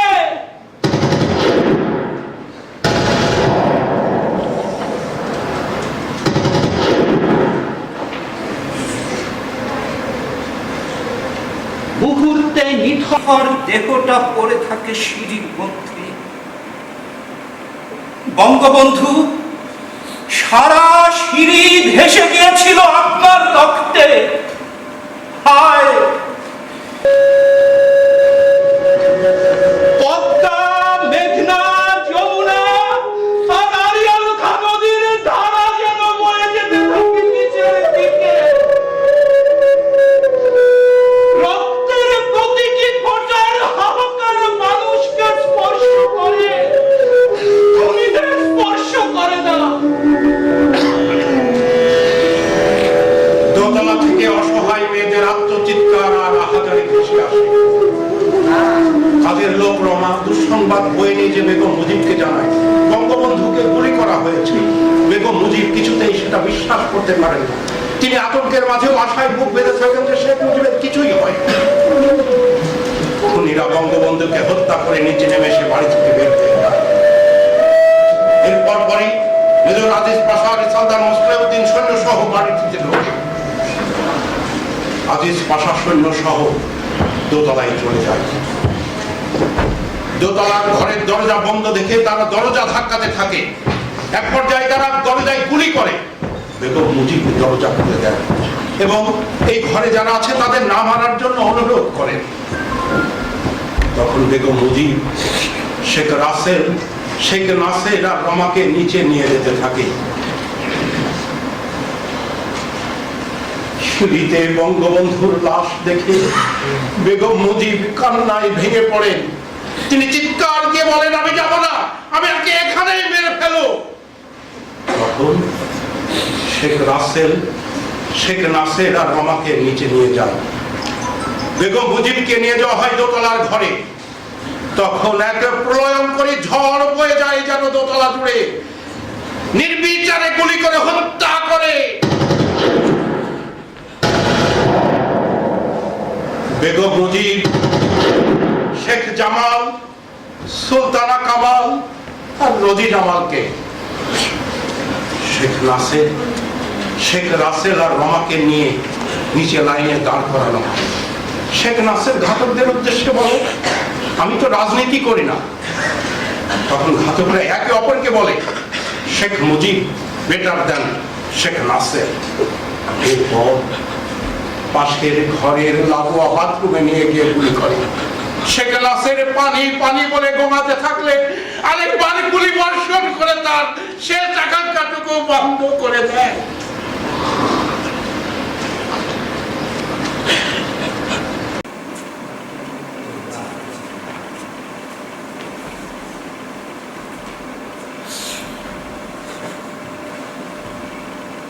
আমার নাসেরের কি হয়েছিল মইদুল? ওরা নিশ্চয়ই রাসেলকে ছেড়ে দিয়েছিল, তাই না?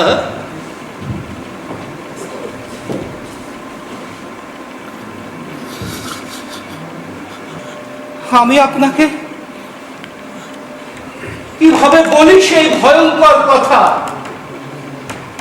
লাইনে দাঁড়িয়ে রাসেল আমাকে জড়িয়ে ধরে বলে, ভাইয়া আমাকে মারবে না তো? আমি বলি না ভাইয়া, তোমাকে মারবে না। এরপর রাসেল ভাইয়া বলে, আমি মায়ের কাছে যাব। আজিজ পাশার নির্দেশে রাসেলকে জোর করে আমার কাছ থেকে ছিনিয়ে নিয়ে দোতলায় নিয়ে যায় ওরা। হায় খোদা, আমি রাসেলের হত্যার কথা আপনাকে কিভাবে বলবো বঙ্গবন্ধু? আজিজ পাশার কথা মতো এক হাবিলদার শেখ রাসেলকে দোতলায় নিয়ে গিয়ে গুলি করে হত্যা করে। মাথার পেছনের খুলিটা থেতলে যায়। রাসেলের দেহটি পড়ে থাকে সুলতানা কামালের পাশে। খুনিরা বাড়ির দোতলা বাড়ির প্রতিটি ঘর তন্ন তন্ন করে খুঁজে দেখে। শেখ মুজিব পরিবারের সকল জীবিত সদস্যের হত্যা নিশ্চিত করে। এরপর বজলুল হুদা বঙ্গবন্ধুর বাসভবনের গেটে দাঁড়িয়ে থাকা মেজর ফারুককে বলে,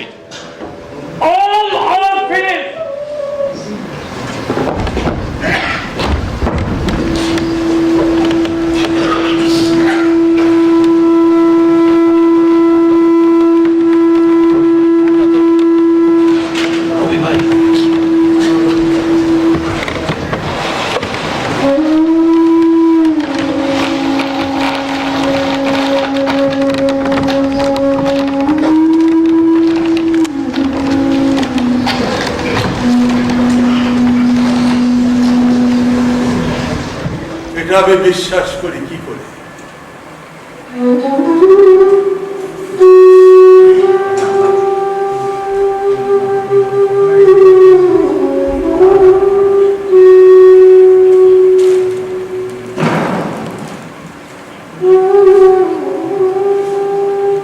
আমার বাড়িতে এসে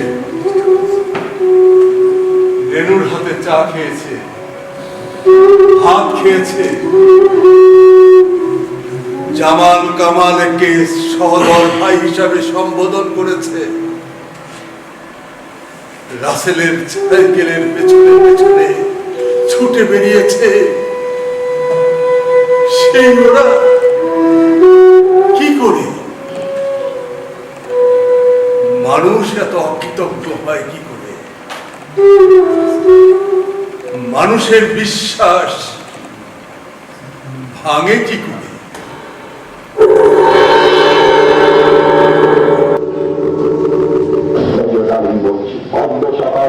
ক্ষমতায় মুস্তাক আহমদের বরিষ্ঠ নেতৃত্বে সামরিক বাহিনী ক্ষমতা দখল করিয়াছে। শেখ মুজিব ও তার সরকারকে উৎখাত করা হইয়াছে।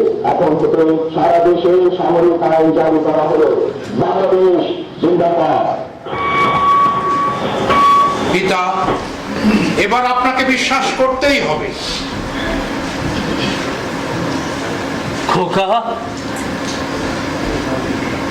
এবার আমরা তোমার জানাজা পড়ব। তোমাকে সত্যি সত্যি বিদায় নিতে হবে। এই অনন্ত চরাচরে স্বর্গ মর্ত সবচেয়ে পুরাতন কথা, সবচেয়ে গভীর কন্দন যেতে নাহি দেব। হায় তবু যেতে দিতে হয়, তবু চলে যা। দেশের মাটি তোমার বাড়ি ঠেকাই মাথা। দেশের মাটি তোমার বাড়ি ঠেকাই মাথা। এবার আমাকে বিশ্বাস করতেই হবে। এবার আমাকে সত্যি সত্যি চলে যেতেই হবে।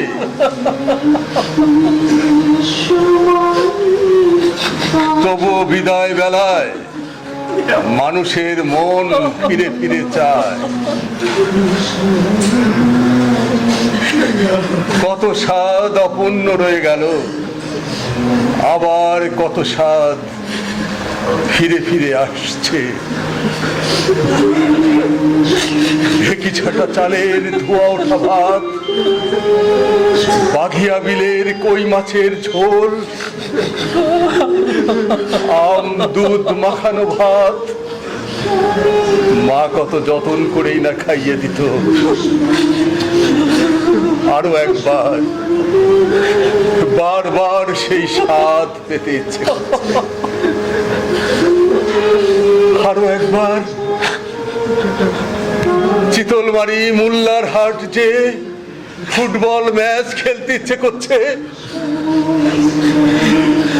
করছে, প্রতি রবিবার বাড়ি বাড়ি যে মুষ্টির চাল ভিক্ষে করতে, ইচ্ছে করছে ব্রতচারীর নাচে গানে টুঙ্গিপাড়ার মাটি কাঁপিয়ে দিতে।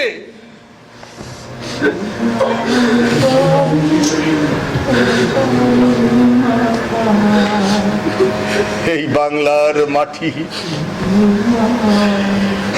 এই বাংলার চাষাদের ভালোবাসাই তো আমাকে সোনার বাংলা দেখবার স্বাদ জুগিয়েছিল।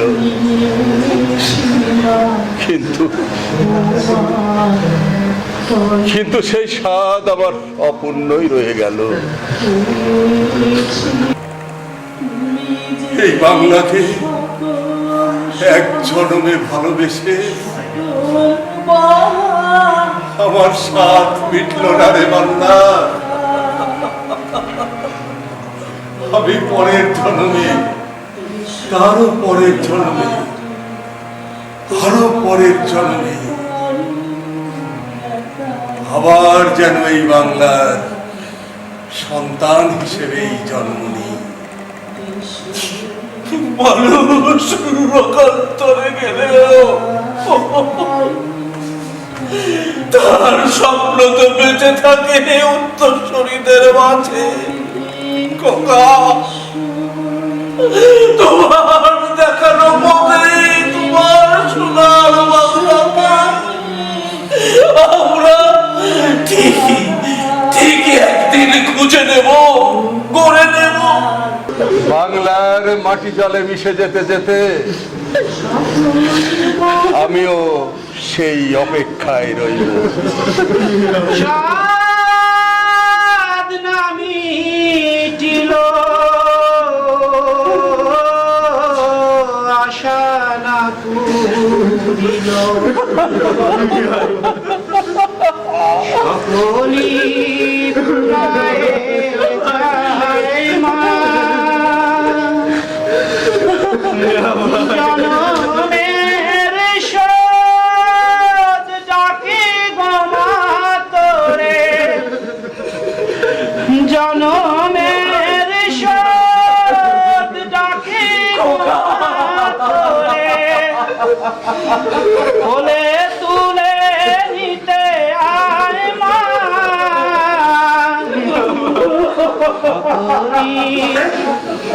খুলায় যায় মা আমার সাদ না মিটিল, আশা না পুরিল, সকলি পুরায় যায় মা।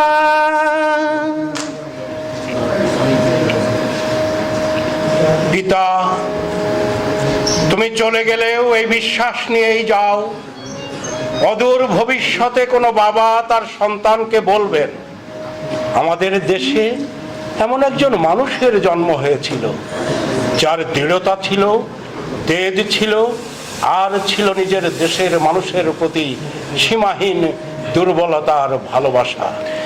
বড় দাগা পেয়ে বাসনাতে যাচ্ছি, বড় জলাশয়ে কামনা ভুলেছি।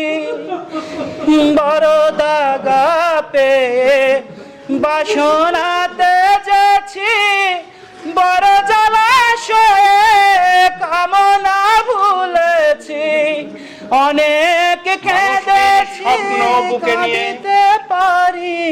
বাংলার দামাল ছেলেরা 1971 সালে স্বাধীনতার লাল সূর্যটিকে ছিনিয়ে এনেছিল। সকলি ফুরায়ে যায় মা, সেই মানুষটির নাম জানো বাবা? আমার সাধনামি, তার নাম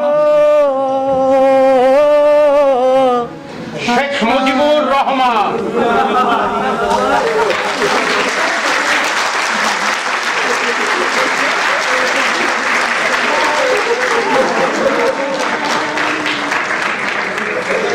পিতা, তোমার শরীর এখন আর এই ছোট কবর নামের কুঠুরিতে আবদ্ধ থাকবে না।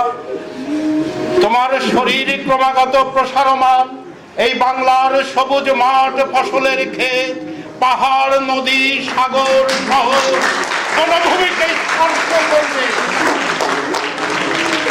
এই বাবা তার সন্তানকে নিয়ে এই বাংলার যে কোনো প্রান্তে যে কোনো স্থান স্পর্শ করলে অনুভব করবে তোমাকে। তখন এই সত্য সকলকে মনে প্রাণে বিশ্বাস করতেই হবে। শেখ মুজিবুর রহমান মানে এখন বাংলাদেশ।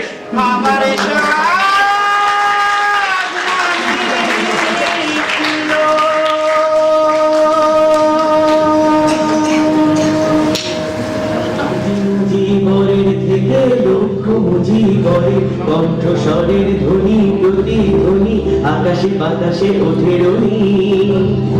বাংলাদেশ আমার বাংলাদেশ, বাংলাদেশ আমার বাংলাদেশ।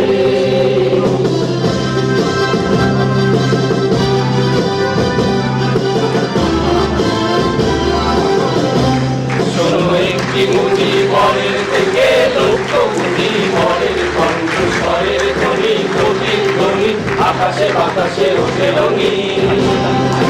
বাংলাদেশ আমার বাংলাদেশ, বাংলাদেশ আমার বাংলাদেশ।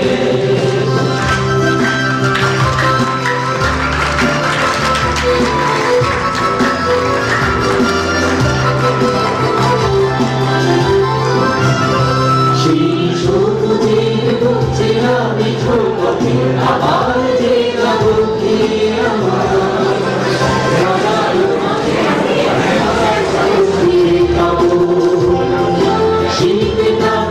জয় বাংলা।